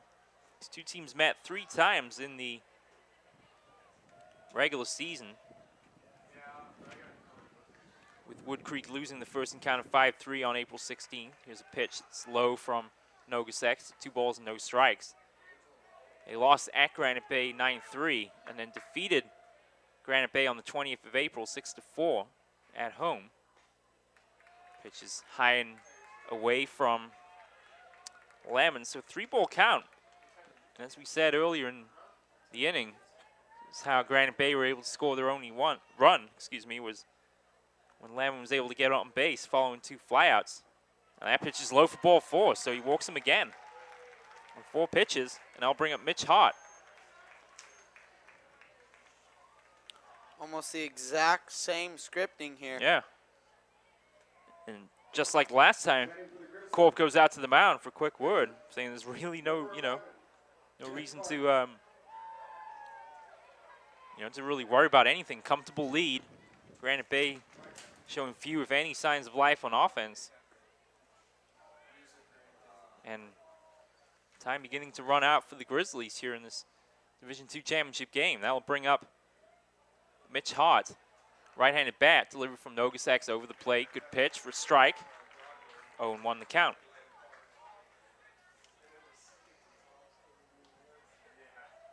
So Hart, if he was to get on base, would be followed by Nick Bermudez. He also drew a walk in that second inning rally. Nogasek's delivery is in there for strike 2.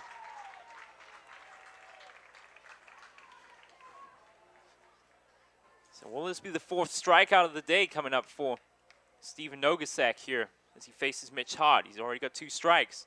2 outs in the inning, base runner on first. Nogasek's delivery, the curveball bounces off the leg of Corp. Lemon will get down to second on the pass ball. So ball and 2 strikes here to Mitch Hart. Nogasek going for glory, you felt there, trying to get the curveball going to get strike 3, but got away from George Corp, and that will give Hart another chance here. Ball and 2 strikes. Pitch is swung on and hit well to the alley in left center on a hop. They have it, but it's a base hit. Rounding third. He's going to try to score, and he does. Nice effort there by Devin Lemon. Drawing the walk. And he's got both runs scored now for Granite Bay. Good effort there, turning around third. Nice piece of hitting by Hart. Gave that a ride to the alley in left center. Reeled in on a hop there by Bieber. Throws back to the infield, but not in time. Let's get a charging Devin Lemon there around third base. He's in home for the second run of the day for Granite Bay. So they've trimmed the Wood Creek advantage to 9-2. Here's a throw across to try and catch out Mitch Hart.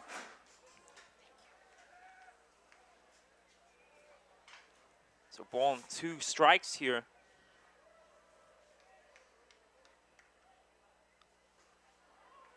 To Bermudez, it'll be low for balls. The count evens 2-2. Chad Alvarez, the center fielder, would follow. Alvarez, the senior. Bermudez, the senior outfielder here.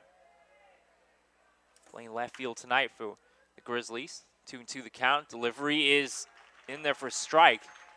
I thought I was ahead of myself there. It was 2 balls, no strikes. Now it's 2-1 the count.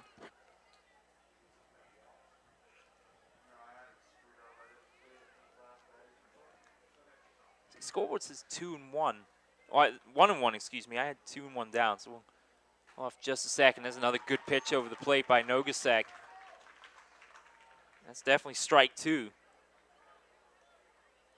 1 ball, 2 strikes, 2 outs. 9 runs on 8 hits. No errors for Wood Creek. 2 runs, 2 hits, 2 errors for Granite Bay. Runner on first. Delivery from Nogasak. They try to frame it, but doesn't get the call. 2-2 to Bermudez. Corp tried his best there to pull that one back over, but umpire was not fooled. And the count even at 2-2. Runner on first is Mitch Hart. We'll shorten him up a little bit as they throw across to first. Nice hit to left center there on the previous at bat. He doubled in the second and singled in the fourth. So Hart has really been the man on fire for this Grizzlies offense. Here's the delivery. It swung on a miss. Nogasak took something off that pitch. Inside portion of the plate. Gets Bermudez chase for the K. And through 4, it's Wood Creek 9, Granite Bay 2. Les Schwab Tire Centers, the California Interscholastic Federation. I'd like to thank you for attending today's event. You can watch highlights or a replay of today's game in our on-demand section, and you can also buy a DVD or Blu-ray of today's game right on CIF Sac-Joaquin.tv. Click on Buy DVD, and you can order today's game right now. Have a game that lasts a lifetime. Brought to you by CIF Sac-Joaquin.tv. There was a beach ball flying around in the earlier innings, and I think someone just inadvertently knocked it over the wall. So someone in the crowd has volunteered nicely to go down and retrieve it there. In the meantime, we got another new pitcher out for Granite Bay. We'll get to that in just a minute. It'll be the 4th different pitcher on the evening for the Grizzlies. It'll be Gabe Meza, the junior, to come out. Right-handed pitcher, high leg kick here. So Joe Peterson, Mitch Hart were given the unenviable task of trying to bail out Brendan Keeney in that top of the 4th inning. Both pitchers struggled a little bit with the task at hand.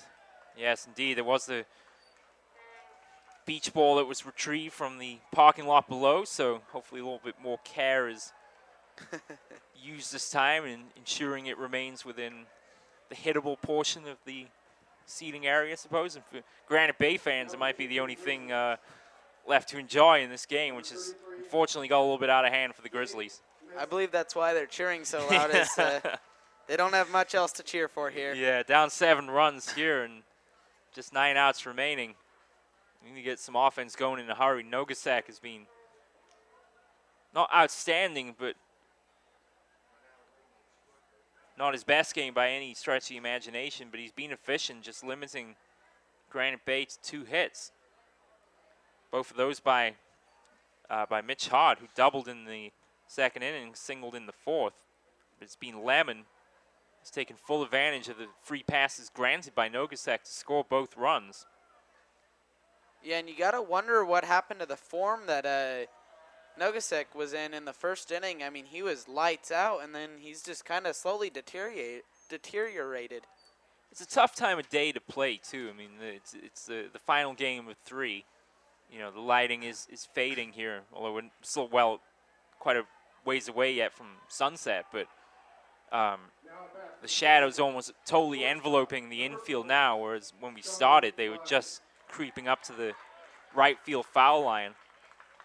In that regard, I mean, lighting changes, and you got a big crowd here on hand, and it's the nerves of the big stage, and I imagine it'd be pretty tough. No such issues for Jesse Schultens earlier. He was outstanding for Rodriguez going the distance. I think just 3 hits, 9 strikeouts, a walk. Pretty much perfect. Here's a pitch from Meza. It's over there for a strike. So Gabe Meza, the 4th pitcher of the day now for Granite Bay. And back to the top of the order now for Wood Creek with Mize, Haggerty, and Nogasek coming up. This is Mize's 4th at bat of the day, and we're just in the top of the 5th. 2 early strikes here to Sean Mize. He singled in the 2nd, singled in the 4th, scored runs in both at bats.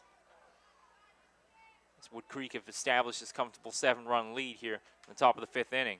Now Mesa looking for the strikeout. Got a little extra mustard on that one, but that's fouled off smartly to the right side by Mize.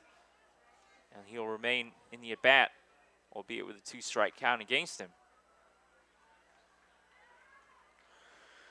Mesa, big right-hander, the junior. High leg kick, notable part of his form as he delivers. Here's a pitch, ooh, a little high and inside there, boy. A little too close for yeah, comfort. talk about a close shave. Even Norelco would have been proud of that. But that was a little bit too close there from Mize, or from Mays, excuse me. And, you know, he wants to get the strikeout and try and get Granite Bay offense back out there as quickly as he can. There's a good pitch there, which is chopped down the line by Mays. They tried to barehand it. It was LeBeau. And that would have been a tough play anyway, even if he had been able to reel it in. That ball was chopped down the left field line. LeBeau trying to make a play on it there, but couldn't come up with it. And Mize, for the 3rd time, will be on base. They do rule it a hit. It is not an error. Okay. Mize, you can see, looking at LeBeau over here on the 3rd base side, that tough sun now with using the glove and his cap to shade his vision. Floodlights close to full effect here at Union Stadium. Delivery from Mazes. Bunted foul by Haggerty.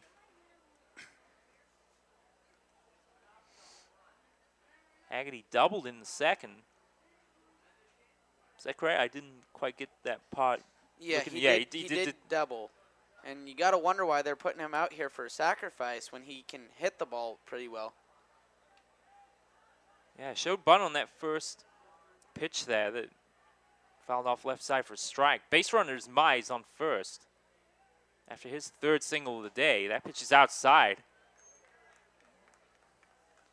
That'll even the count of the ball and the strike. Nogasek to follow here for Wood Creek. Top of the 5th inning. A comfortable lead for Wood Creek, 9-2. Lead has never been in any serious jeopardy here. Mesa sets. High, well, no leg kick this time. That's bunted foul right side. He's really sticking with this bunting. Yeah. Then again, such is the life of a number 2 hitter. Yeah. You can hit a double your first at bat and then be up to get the sacrifice bunt in position the next at bat. Haggerty is senior 3rd baseman here. Long look in from Mason. A quick fire across the first, trying to shorten up Mize. Nice pickoff move there from Mesa. Well, Mize untroubled with the head first slide back to the bag. You can certainly rifle that one across. A look across there from Mesa. And he'll deliver across the first again, and that was close. Picking out the right target there is Mitch Hart back over at first base now. As Griffin Powers had taken over there briefly while Hart tried to get out of that last inning. Here's the delivery. That's fouled off to the right side. Count remains at 1-2. 9-2 the lead for Wood Creek here in the top of the 5th inning. No outs yet. And Sean Mize, following his 3rd single of the day, is on first base for the Timberwolves.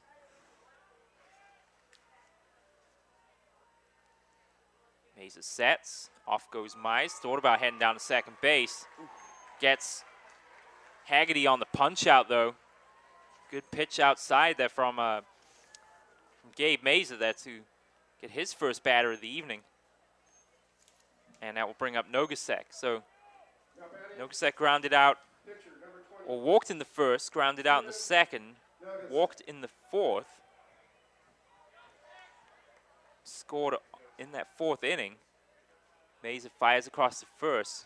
He's intent on trying to catch out Sean Mize here at some point. That's the third throw over now in the inning so far. Well, you got to worry about the speed there. I mean, he already has a stolen base in the game. So. Right. Oh, good point. That's grounded to short. This could be a double play ball. Yeah, they got one. Turn to two. Yeah, they got him. Great play there. Wow. By the Granite Bay infield. Rosa handled it well. Quick flip to Esposito. Did well to turn on the bag and fire down to Hart. Double play. And that will get the Granite Bay fans on their feet. Precious few things to cheer about for the Grizzly fans so far, but a double play and a beach ball will provide for some happy smiles on the first base side of the field. Through 4.5, it's Wood Creek 9, Granite Bay 2. Looking for a great place to advertise your business while reaching the greater high school community? Then you want to advertise on CIF Sac-Joaquin.tv. We have great rates for your business while giving you the opportunity to get your message out to a very important demographic. For more information, give us a call at 619-677-3246. Thank you, sir. So bottom of the fifth inning coming up. Look out. That almost took out the our camera position. Maybe need Dominic to go back out there and protect this house, if you like. But that was a beautiful double play there to end the inning. Tailor-made, 6-4-3. Yes, sir. Doesn't get much better than that. You had a feeling when it left Nogasek's back that had double play ball written all over it. And great turn on the second base bag there by Esposito to enable the throw down the first to get Nogasek by a couple steps at first base. But gets the Granite Bay fans up on their feet and hopefully spurs on the offense here. But they've got an awful lot to do here and just 9 outs to do it. Yeah, but I mean, if anything was going to be the thing that put them over, their momentum, this really gave them a lot of momentum. They need to take advantage of this. Here's Chad Alvarez in his second appearance at the bat today. Number 9 hitter in the lineup. We'll take ball one from Steven Nogasek. By comparison to Brandon Keeney, Nogasek, a model of efficiency. 2 runs given up on 2 hits. But really has not given the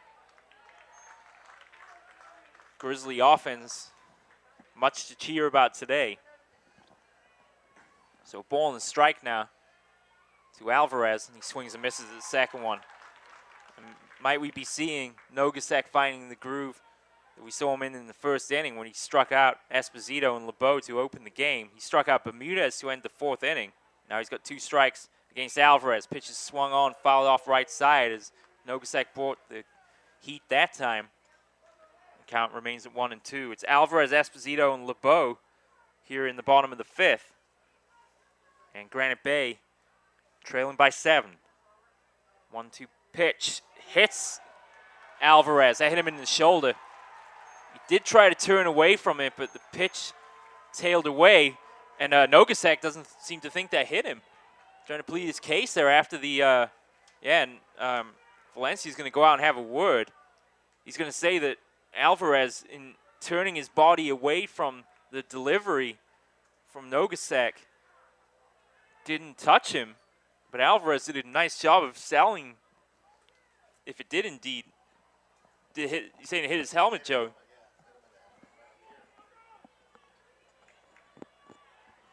Wow, okay, well, I thought it was more towards the shoulder, but must have heard the crack off the helmet there, I guess, showing Joey Gonzalez. Good ears there. Yeah, definitely. Then again, he's not got a headset on either. Anyway, back to the action. So Alvarez hit by pitch. He's on first, and Esposito now on the top of the order for Granite Bay. Struck out in the first, grounded out 6-3 in the third. Nogasek's pitch is over for strikes. It's quickly 2 strikes now to Esposito here in the bottom of the 5th.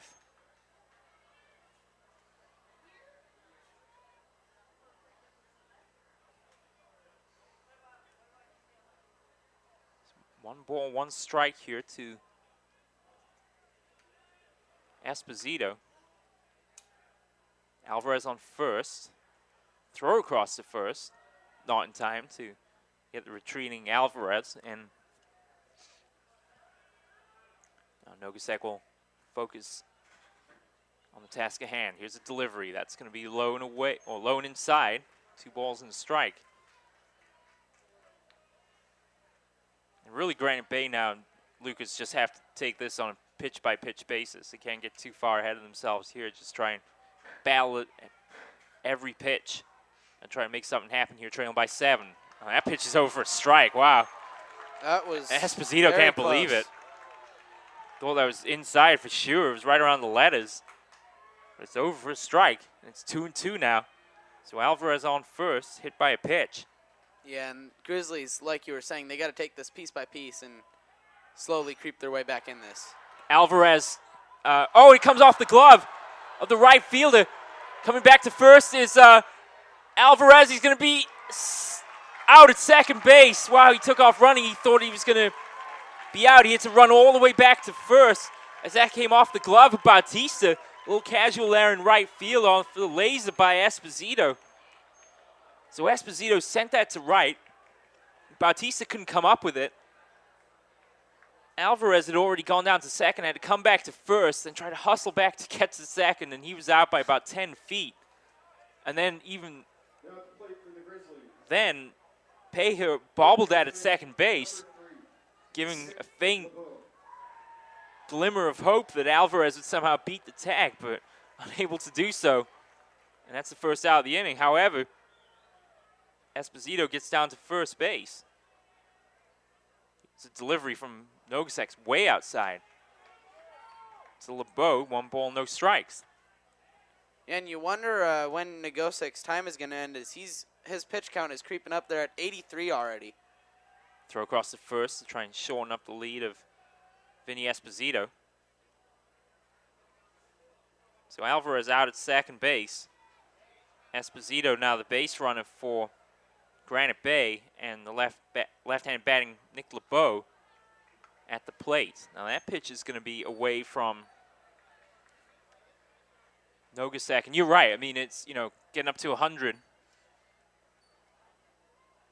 Nogosek's he's pitched 68.2 innings coming into this game. One complete game to his name this season so far. There's a strike. 2-1 to count to LeBeau. And he's going to be followed by Aaron Knapp. So base runner here for Granite Bay, but an out already in the inning as Alvarez thrown out at second base. Yeah, you wonder if he gets through this inning. Might they turn it over to a relief pitcher here to go the rest of the way. 2 balls and 2 strikes as LeBeau fouls that one off left side.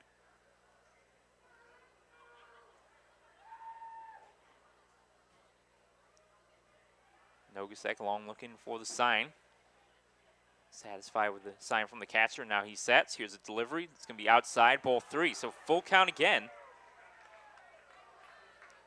The 5th full count.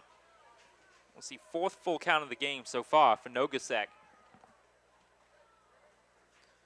Yeah, and much to the chagrin of both the pitcher and the catcher, the framing has not been working for them tonight as the umpire has a very tight strike zone. Yes, indeed. That pitch is fouled off by LeBeau, and that's what Keeney in particular, I think, got a little frustrated with earlier on in the game, and you saw how things unraveled for the senior Granite Bay pitcher, especially in the 2nd and 3rd innings. Nogosek now with a full count. And LeBeau battling in his bat. Here's a delivery. That's going to be struck and second. I was about to say it could be a double play ball instead of a little bit of trouble there for Peja handling that one, but he's able to fire across the first to get LeBeau.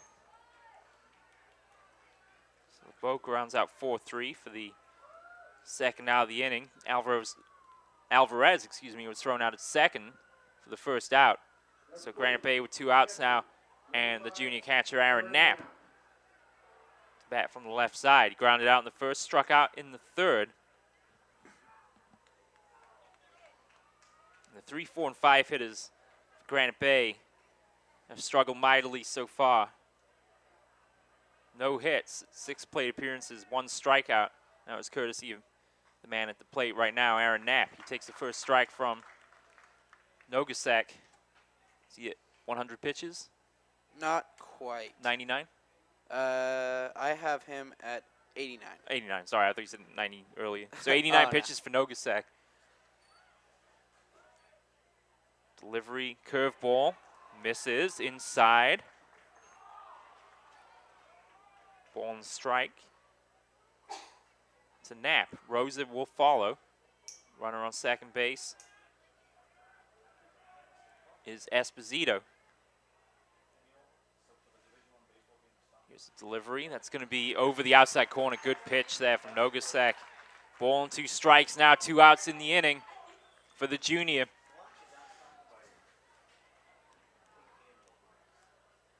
And this would be a real blow to Granite Bay now if Nogasak can get out of the inning. 1 ball and 2 strikes now to Aaron Knapp. Nogasak waits, delivers. It's fouled off left side, chops that one foul. Stays alive in the at-bat. Yeah, and that was just a desperation swing to get himself another pitch. He wanted nothing to do with that pitch. That's fouled off to the left side.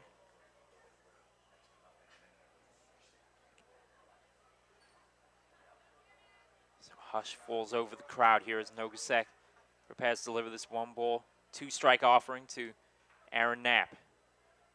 Junior left-handed batter is ready at the plate. Here's a delivery. Nogasak fires. It's fouled off left side again.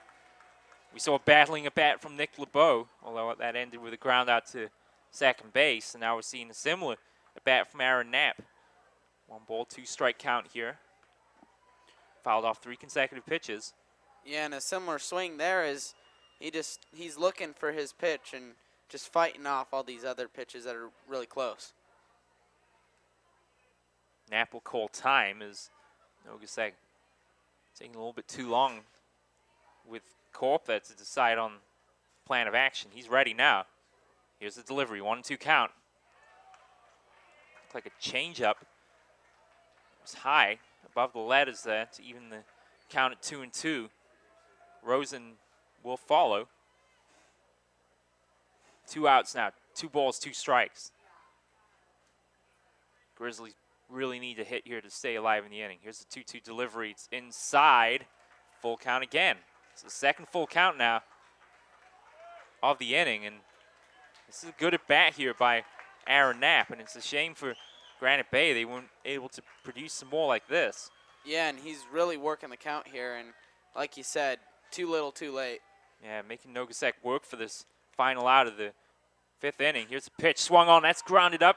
Fielded nicely on a hop. Firing across in time for the out. Nice play there by Peja to take that on a couple of hops and fire across to Montez. So a little extra work there for Nogasak, but he gets out of the inning as he gets back-to-back groundouts to second to get the final 2 outs of the inning. So after 5 complete, it's Wood Creek 9, Granite Bay 2. And let's turn it over to Lucas Carlson for more advertisements, please. Want to have your game broadcast live on the internet and be able to watch it again and again on demand while making money for your sports program? Want to give your students the opportunity to create their own broadcast for your school's athletic events? Then contact us at info@kbcsports.com. We offer season packages for schools, a full curriculum for your students, and an opportunity to raise up to $10,000 for your sports program. Again, that's info@kbcsports.com, or call us at 619-677-3246. Time for a 5th inning stretch, I feel, here as Mr. Gonzalez and I feel like it's time to stand up. But top of the 6th inning coming up now for Wood Creek, and really now just have to, well, to take on the racing parlance of the weekend, just put this in cruise control and guide this one home to the victory. Yeah, and Wood Creek, honestly, all they have to do here is just, they don't even really have to hit the ball, just go to work in the bottom of the 6th and 7th and get the outs. They're 6 outs away from a championship. It's their game to win. Certainly is, with a 7-run advantage. It's looking pretty good right now for the Timberwolves, but you never know when things could unravel, and that's why they play 7 innings. Top of the sixth, though, and just 6 outs required now by Wood Creek.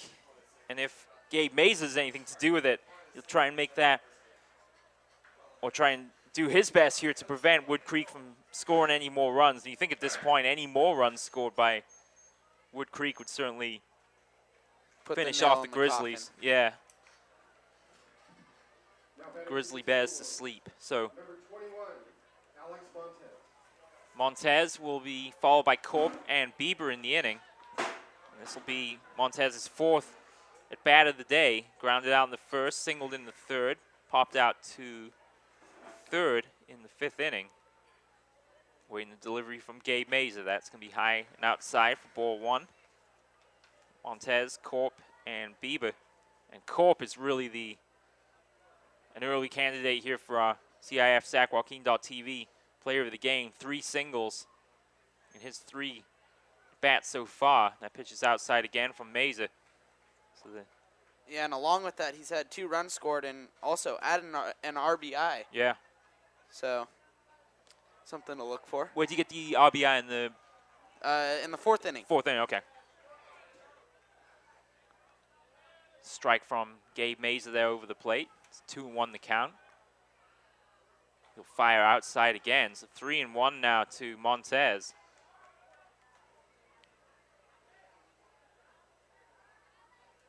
Corp could really put the cherry on the cake as Mazer gets a good pitch there over the plate and gets Montez swinging at strike 2. If Montez can get on base and then Corp can then repeat the deed himself, it would really set up the end of this game here as that pitch gets away from, that's going to be ball 4 as Mazer's pitch goes about 3 feet wide of the catcher. Goes to the screen. So Knapp's out for a word with the junior. Now at the plate, catcher, number 15, George Court. Mazer this season using more of a relief role. 21.1 innings pitched, 1.97 ERA. He's faced 96 batters, 78 at bats. Has given up just 11 hits, 6 earned runs. And a fine season here for the Grizzlies. So he walks Montez. Now here's Corp, and he gets him swinging at the first pitch. It's Montez on first base. George Corp is 4th at bat of the day. 3 singles so far for the junior catcher.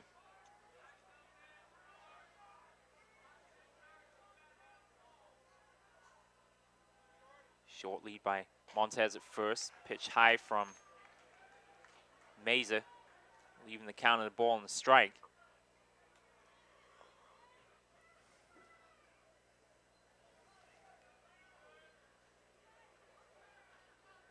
Corp is not wasting much time today to get his hits. Swinging at the first pitch on both of his last 2 singles. And on the 3rd pitch of his first at bat, that was back in the 2nd inning. He fouls that one off to the screen. For the first time today, he's facing the 1 ball and 2 strike count. So Mazer will rub a little dirt on the baseball here as he gets ready for this 1-2 delivery to the junior catcher, George Corp. Runner on first is Alex Montez. Mazer's delivery, and it almost hit him. He's having a little problems locating that inside pitch. 2-2 now to Corp.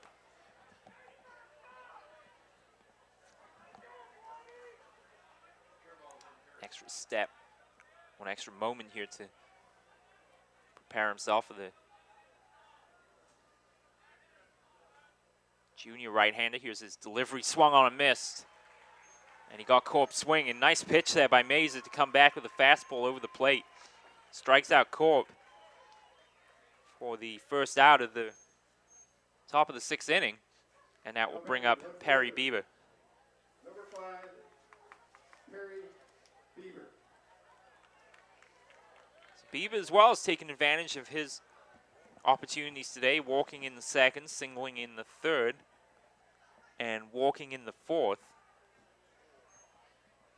And this portion of the lineup, the 5, 6, and 7 hitters have really done the most damage for Wood Creek today. Montez, the runner on first base. 1 out now in the inning, and the first pitch delivered to Bieber was outside for a ball. That one almost hit him there on the inside again. So 2 balls and no strikes now to the senior left fielder. 9-2 the lead for Wood Creek here in the top of the 6th inning.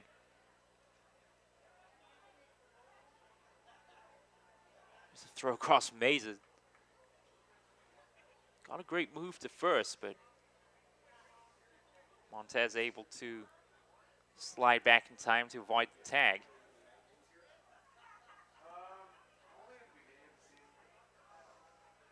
2 balls, no strikes. Delivery inside almost hit him again there. 3 balls now, no strikes. Yikes.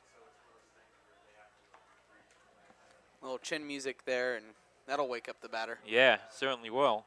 And for Bieber, he's one pitch away now from his 3rd free pass of the day. And this one would be courtesy of Gabe Mesa. That was over the strike, over the plate. Good pitch for a strike there. Yeah, and Bieber thought that he had a free walk there as he was starting his motion down to first, but umpire says stay here. Pitch at the bell over the inside, well, the outside portion of the plate. To the right-handed bat. There's a delivery. That's going to be over for as well. So full count now as Mesa answers Bieber with 2 strikes. Yeah, and Mesa's doing a great job of coming at this batter and throwing strikes now, as after the 3-0 count, he's now at 3-2. See if we can finish him off here. Delivery is swung on, fouled right side. Way back and out of play. So count remains full here to the senior left fielder. We're number 5 for the Timberwolves.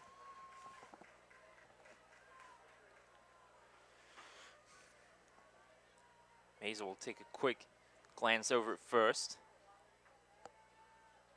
And the delivery is low for ball 4, so that is Bieber's 3rd walk now of the game.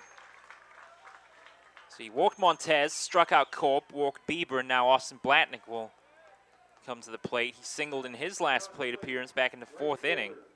Number 22, Austin Blatnick. Field went down by fielder's choice, 1-4 in the 2nd, and grounded out 3rd to 1st in the 3rd. And then singled in the 4th. Pitch low from Gabe Mesa. 2 runners on now for Wood Creek. Bieber on first, Montez on 2nd. Delivery appeared to glance off. Maybe that hit the bat of the runners advance all the same as Montez goes down to 3rd on the wild pitch. 2 balls, no strikes. It appeared to, couldn't tell if he glanced off the underside of the knob of the bat there, but either way, it gets away from Knapp. And now Wood Creek are threatening yet again with runners on 2nd and 3rd. Out comes Coach Esposito for a quick word. He's going to stick with Mesa here in the meantime. He brings the entire infield in for a quick conference.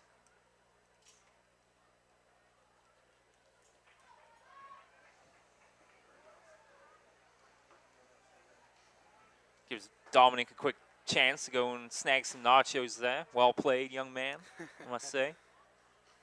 Hope he saves a couple for us. At the hot dog earlier on, it was really good. They got jalapenos down there, so it's always a nice addition. Back to the pitching, though, and Mesa misses again up high. It's a 3-0 count now to Blatnick, and he's already walked 2 batters in the inning. And this is the 2nd straight at bat where he started out 3-0. Come back with a strike. He does. Paints that outside portion of the plate. 3-1 now, the count.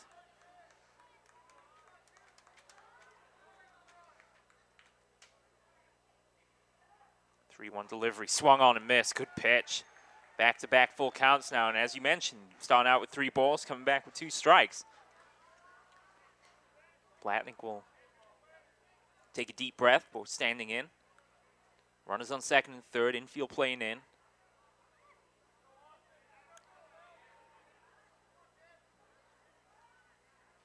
Straight away to center field, with the center fielder Alvarez playing in slightly.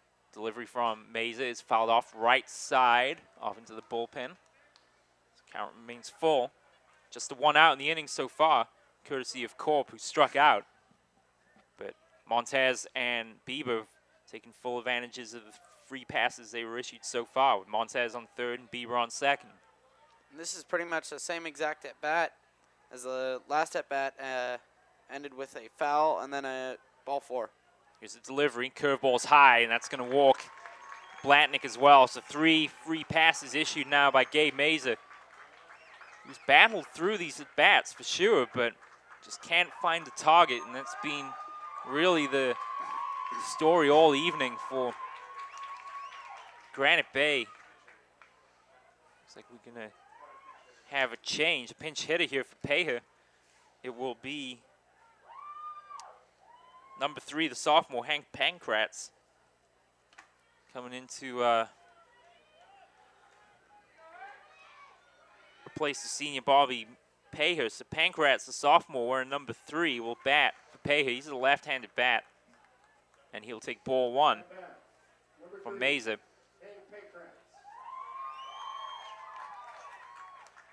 So he had a 2-2 count to Corp before he struck him out, and then said full counts to Montez, Bieber, and Blatnick, and walked all 3. The sophomore getting an opportunity here on the big stage. So 1-1 deliveries outside, 2-1 now to Pankratz. Sophomore stands 5'7", wears number 3, left-handed bat. And he's awaiting the 2-1 delivery from Meza. Here it is. Fouled off left side. Count evens at 2-2. Brandon Raposa to follow. Here with 1 out and the bases juiced for the sophomore. And well, chance here with the bases loaded to really put the finishing touches on this Division II final for the Timberwolves. If the sophomore pinch hitter can drive home a run or 2 here. Here's a delivery. It's outside. 3-2 now to Pankratz, and Meza just wants this one to go over and get another strikeout. It'd be the second one of the inning if he can K Pankratz here. Here's a delivery. Pitch is grounded to short. They have it for 1. Can they turn 2? Firing across to first. They can. Pankratz grounds into a double play, the second one of the day. A 6-4-3 double play, well engineered there by Granite Bay, and the second one of the game so far. After 5.5, it's Wood Creek 9, Granite Bay 2.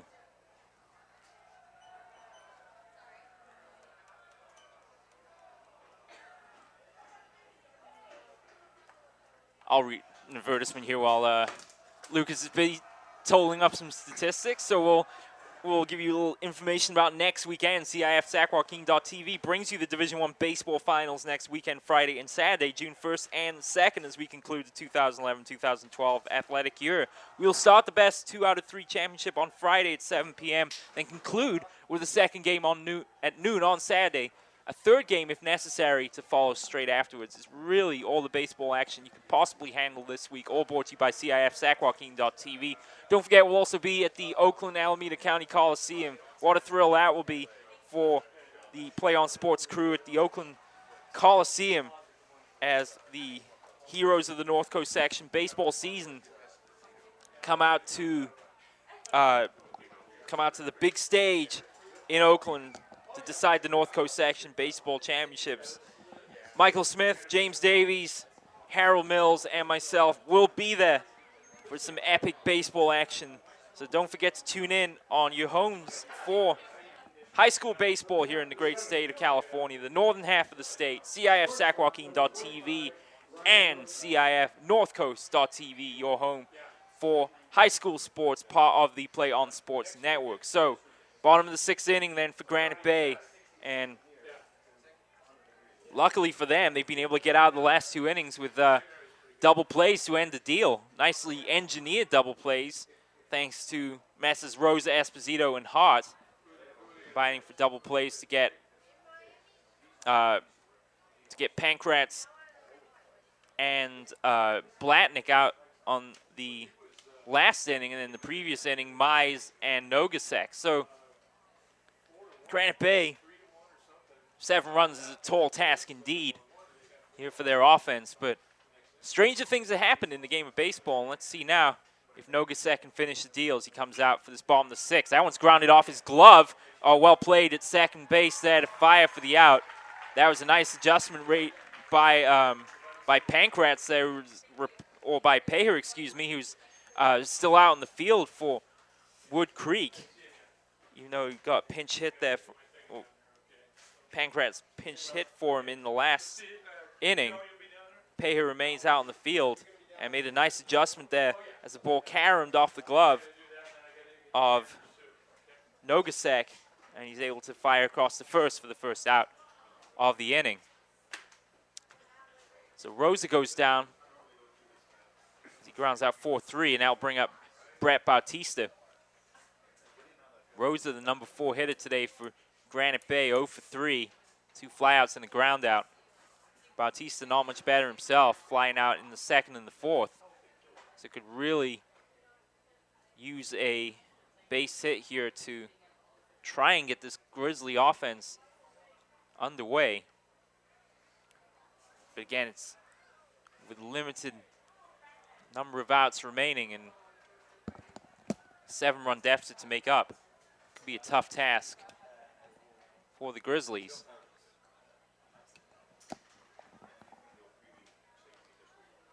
Bautista will stay in the game as Coach Valencia come out momentarily to chat with the home plate umpire.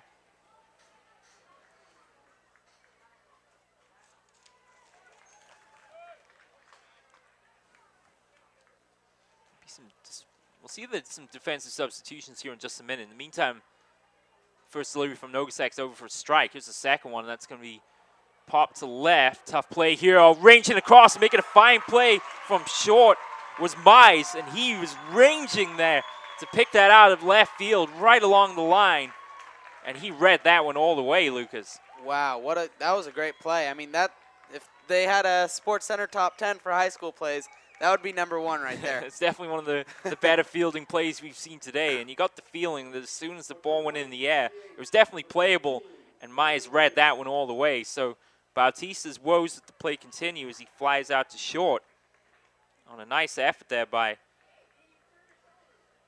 Sean Mize. And now Granite Bay quickly down 2 outs. And Lemon, one of the few bright spots today, and just as I say that, he grounds to short, firing across in time for the out, is Paher. So he's responsible for 2 of the 3 outs in the inning, and a quick 1-2-3 inning there for Nogasek, who's now bringing the V8 Cruiser home in cruise control as they need just 3 outs now. As we go to the bottom of the 6th, it's Wood Creek 9, Granite Bay 2. Yeah, and that last pitch actually put Nagosic at 101 pitches. So, I mean, he's still going strong, so keep him in there if he can. And how many pitches in that last inning? I believe that was only, let's see, he came in with 96. Yeah, 4 pitches. 4 pitches, yeah. Wow. So you got Lemon on the first pitch. You got Bautista, I believe, on the second, and then you got Rosa on the first pitch. So, yeah. Well, about as efficient an inning as you're likely to have for the Wood Creek starter. And well, it'll be interesting to see if they bring him out for the 7th inning. If he pitches like that, why not? Yeah, why not? I mean, the last Give him game of the season. game. And although this isn't going the way that, Grizzly fans or their baseball team would have wanted, they have something to be looking forward to next year because, I mean, this team is not heavily laden with seniors. I mean, they've only got, what?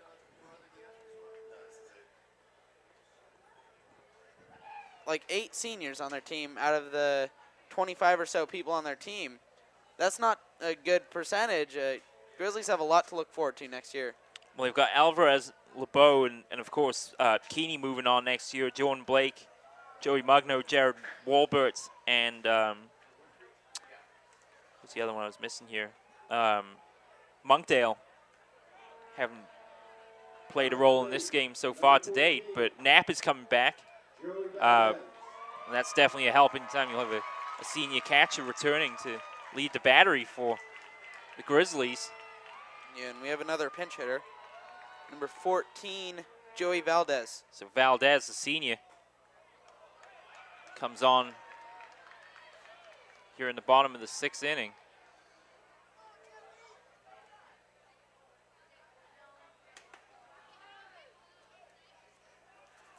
And that's him batting for Mize. Let me make sure I've got that correct. Or for Raposa, excuse me. No, you're right. So Valdez is pinch hitting for Brandon Raposa here. Quick 0-2 count. You're right, he's down quickly, 2 strikes here. The bottom of the 6th inning. Got him. Blew it by him. I'm sorry, talking about top of the 7th, excuse me. So a quick appearance by Valdez as he goes down swinging. And Meza, for the moment, has found the touch that deserted him slightly in the last inning. So it's Valdez, Mize, and Haggerty. Mize, we saw make that great ranging play from short in the last inning to get the out. Fouls that one off right side. Yeah, and Gabe Meza coming out this inning looking completely different from last inning. Last inning was all balls, this inning all strikes. And this is good. This is a good experience for him, regardless of the outcome, because he, as we were talking earlier about players coming back next year for Granite Bay, this is one guy you think would be near the top of the rotations. He's getting some innings here on the biggest stage of all, the Division II final. Definitely. This is something that you'll be thinking about over the summer. Here's a pitch inside. It's 2 balls and a strike now to Mr. Mize. Austin Haggerty to follow. Mize has had a good game. 3 singles and grounded out 6-3 in the first. So Mize is also in there for contention for Player of the Game award. He grounds that one back up the middle, handled nicely over there on the second base side by Rosa. And quickly 2 outs. So Mize grounds out 6-3 as Rosa does a nice job of scooping that one off the ground for the second out of the inning. So Valdez in his pinch hit appearance struck out. Mize grounds out 6-3, and that brings up Haggerty. This is his 5th plate appearance. He struck out in the 5th, lined out to third base in the 4th, doubled in the 2nd, and grounded out 4-3 in the first. First pitch over for a ball to the senior third baseman. And this is also a team that, Wood Creek, that has 5 seniors in the starting lineup. Mize, Haggerty, that pitch is grounded to short. Rosa has, and he airmails that one. So Haggerty will get aboard. Probably think on the E6. Yeah, and that's the 3rd error of the game for the Grizzlies. And Rosa's been having trouble making that throw from short today. That's at least the 3rd overthrow we've seen. Of course, the first 2 corralled by the first baseman, but this one finally getting away. That's a good point. He did. We saw that even as far back as the first inning, where he drew the first baseman off the bag, and that really allowed for the floodgates to open for this Wood Creek offense. But they will indeed give E6, and Haggerty reaches base for the 2nd time today. And that brings up Nogasek. Now fouls that one off right side, so no balls and a strike here to the junior pitcher. And we're saying they lose 5 seniors, but they got Nogasek coming back for his senior year. And you think with a pitcher like that, and on his best day, he's going to be a match for just about anyone here in not only the Sierra Foothill League, but the Sac-Joaquin section as well. No balls and a strike here to Nogasek. Here's a delivery, and that's upstairs and inside from Mason. So if there's one thing that's been a little distressing perhaps for Mason, it's that he's had a real tough time with controlling the inside pitch. And again, that one was upstairs. Yeah, a lot of them running up and in and grazing the batters. Yeah. He's definitely got the velocity. I mean, that's not in question. Here's a curveball. change of pace there, but he can't locate it. 2-1. And we've seen Mesa can definitely throw with velocity. Now the question is can he control it over a season-long basis, and especially on big stage. Of course, this game hasn't really been in much jeopardy for Wood Creek, but Mesa here, a 3-1 count now. Walked 3 batters back in the 6th inning, and it only was a Pancrat's ground into double play on a full count. Say more potential walks. Mesa did strike out Corp though in the 6th inning. That pitch is going to be inside. Did he go around? He didn't, so that's going to be another walk. That's a tough call there. Yeah, it is. The Granite Bay fans think that Nogasak went around. They don't like the call at all. Yeah, and I mean, you can't really blame the umpire there. He didn't have a very good angle as he was over, right behind second, so he can't really have a good angle on that, but the umpire still deflects to him. And no go, they say. Number 21, Alex Montez. It's Montez to the bat.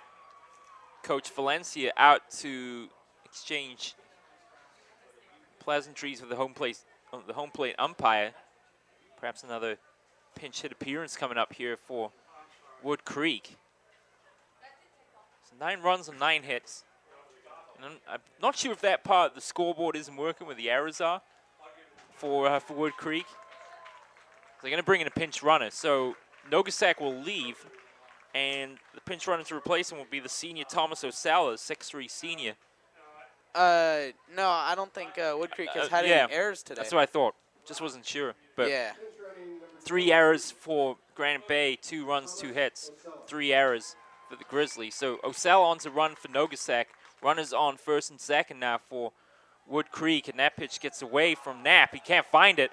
Runners thought about advance, they still can't make up their minds what they want to do, so Osala's gone down to second base, and in safe at third was Haggerty. Wow. Multiple times that the runners couldn't decide. Almost like they were doing the Cupid shuffle there on the base pass. Couldn't make up, want to go left, want to go right, couldn't decide. So finally they decide to advance and just about get down there in time. Haggerty was definitely safe in at second base, but Haggerty a little bit more questionable as he comes down to third. He got in there. And now he's got a pinch runner. Yeah, he does indeed. And that's Davin Asta, the other senior, or another senior coming out to pinch run. So Asta will run from third. It's Osala on second. Here's a pitch to Montez. That's a strike. So that evens the count of the ball and the strike here to Montez. Grounded out in the first, singled in the third, popped out in the fourth, walked in the sixth and scored a run. Gets away from Knapp again. It rolls all the way almost to the Wood Creek dugout. And the runners will hold up.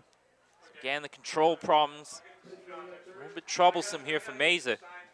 The runners are able to advance, and now certainly in pinch runner mode now for Wood Creek. 2 hours and 19 minutes. This one, pitch swung on, good pitch by Mesa there, right over the plate. Evens the count of 2-2 with 2 outs. Mesa's already had 2 strikeouts since he's taken over for Mitch Hart. Here's the delivery. That's going to be outside, ball 3. So another full count for Mesa. This will be his fourth full count of the day. His 2 innings of work so far. Here's his delivery. It's going to be swinging. He got him swinging. Nice pitch there. Same location as the previous pitch and got Montez to swing.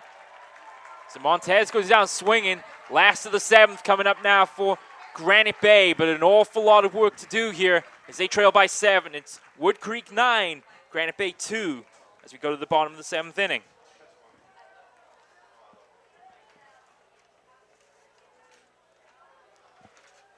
Stay tuned for the CIF Sac-Joaquin.tv postgame show, where we will select our player of the game as well as wrap up all the action from this ballgame.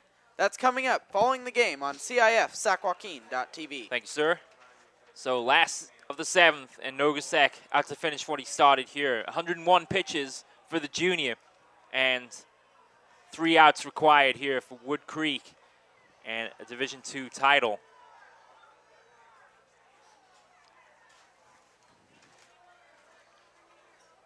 So Nogasak will face Hart, Bermudez, and Alvarez.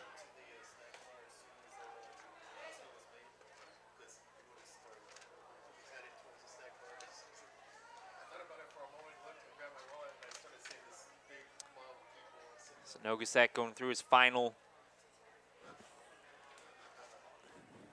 warm-up pitches here before we start this bottom of the 7th inning. Wood Creek's 3rd appearance here in this Division II title game, losing in 1999 to Folsom in a best-of-3 series. The first game went to extra innings and was decided 8-7, and then Folsom winning the series in a sweep, 8-7, 7-3. And Wood Creek in 2004 winning their only Division II championship so far as they defeated Christian Brothers 8-2 to win the 2004 Division II championship. So are on the cusp here of a 2nd Division II title. They still need 3 outs to do so. 2 balls now from Nogasak to Mitch Hart. So against Hart, Bermudez, and Alvarez. The final half of the 7th inning here for Granite Bay. There's a pitch over the plate for a strike to Mitch Hart. 2-1 now. The count. 105th pitch of the day coming up for Nogasak. Here it is. Over the plate for a strike. Wood Creek fans have been not as boisterous as their counterparts from Granite Bay tonight, but you can imagine they're going to get a lot louder now if Nogasak can strike out hard here. The man has done the most damage for Granite Bay today with a double and a single. This is his 3rd plate appearance. The pitch is swung on and clocked to right field. That's going to be trouble. It's in the alley, but making a nice play over there in right field is Blatnick. So Hart gave it a ride to right field, but he flies out. And that's 1 out now in the 7th inning. And up comes Bermudez. Hopes resting on the senior duo of Nick Bermudez and Chad Alvarez now, as Granite Bay in the fading light battle to stay alive in this Division II final. Number 7, Nick Bermudez. So Bermudez really needs to make something happen here. Pitch is low for ball 1. Bermudez walked in the 2nd, struck out in the 4th. 3rd bat of the day for the senior. Nogasak ready, delivers. Over for a strike, good pitch again with the knees. 1 ball, 1 strike, 1 out in the inning. 7-run lead for Wood Creek. Never been seriously threatened by this Grizzlies offense. There's a pitch low in the dirt. Corp does a nice job of handling that one. 2 balls and a strike. Alvarez to follow. Should either player get on base, Esposito in the top of the order would soon arrive.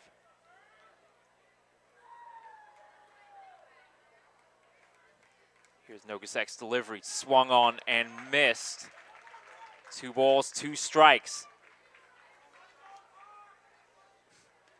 And Nogasak, 114 pitches strong, and here in the bottom of the 7th inning, still getting that high velocity and still throwing effectively. Yeah, he's done an excellent job of managing the game. We've already interviewed 2 pitchers for our players of the game so far today here from Sacramento City College, and maybe we'll be interviewing a 3rd. Let's see, curveball is fouled away. That would have been a pretty strike 3, but Bermudez does his best to stay alive in the at-bat. Fouls that one off to keep the count at 2-2. Light beginning to fade here on a glorious Memorial Day at Sacramento City College. 2-2 the count. Here's the delivery from Nogasak. He got him for the punch out. Bermudez stares at strike 3, and now it's up to Chad Alvarez in the final out here for Granite Bay on what would be not the prettiest of performances by Nogasak, but a ruthlessly efficient one as he's limited Granite Bay to just 2 runs and 2 hits. So crowd rises to their feet now for this final at bat. 2 outs now. Pitch is in there for strike 1. gets the outside corner.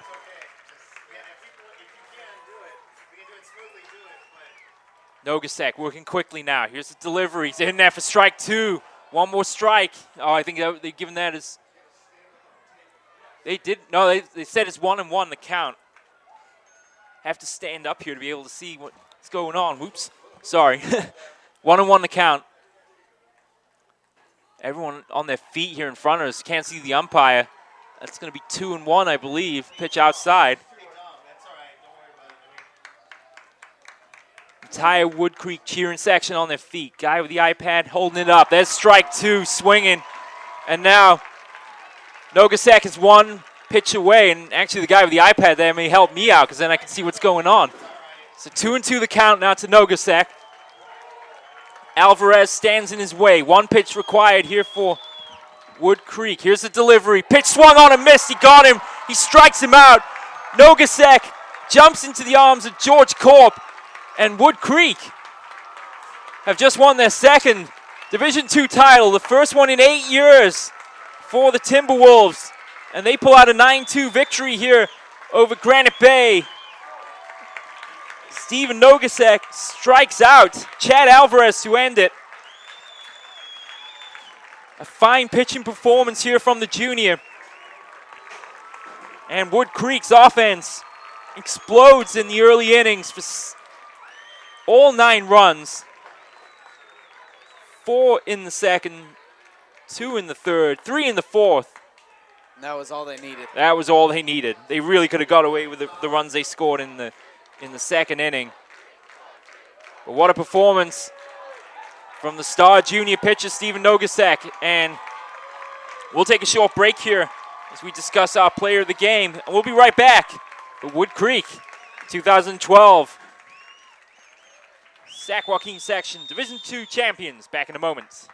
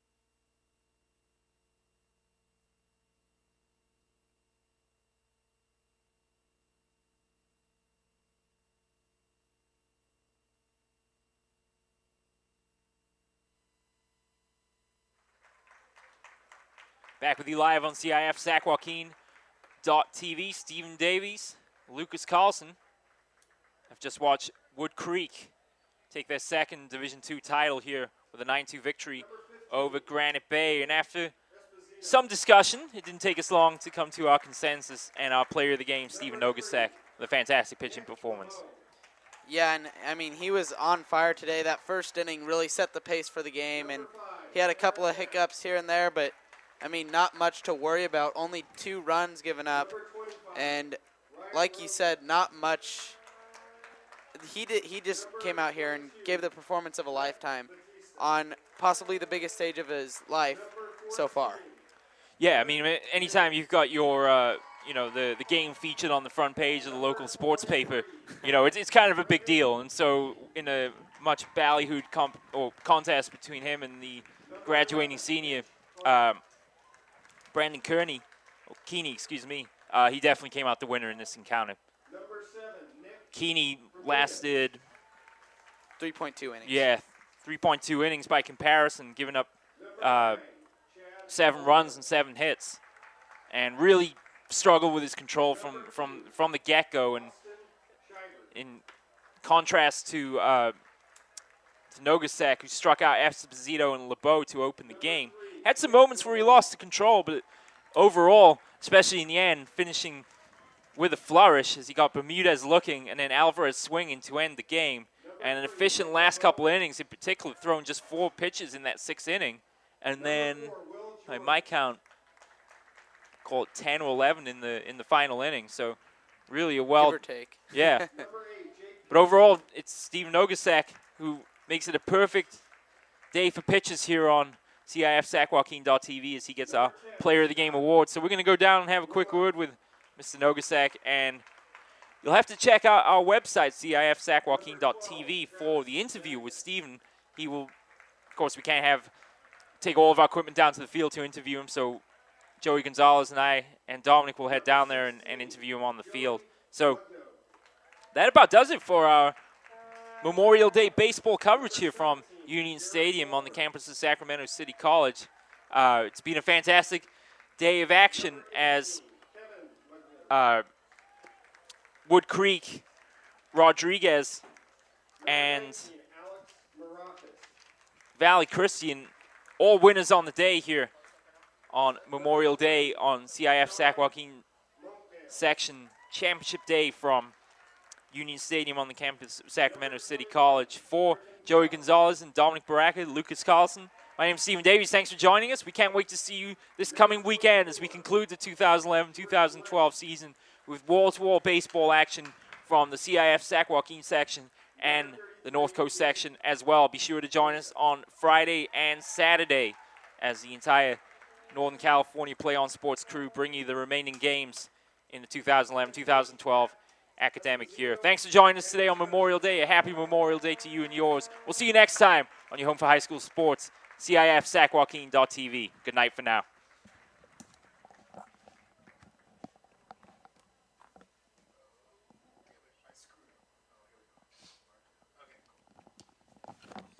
All right, so we're done. Now for That's it. Division 2.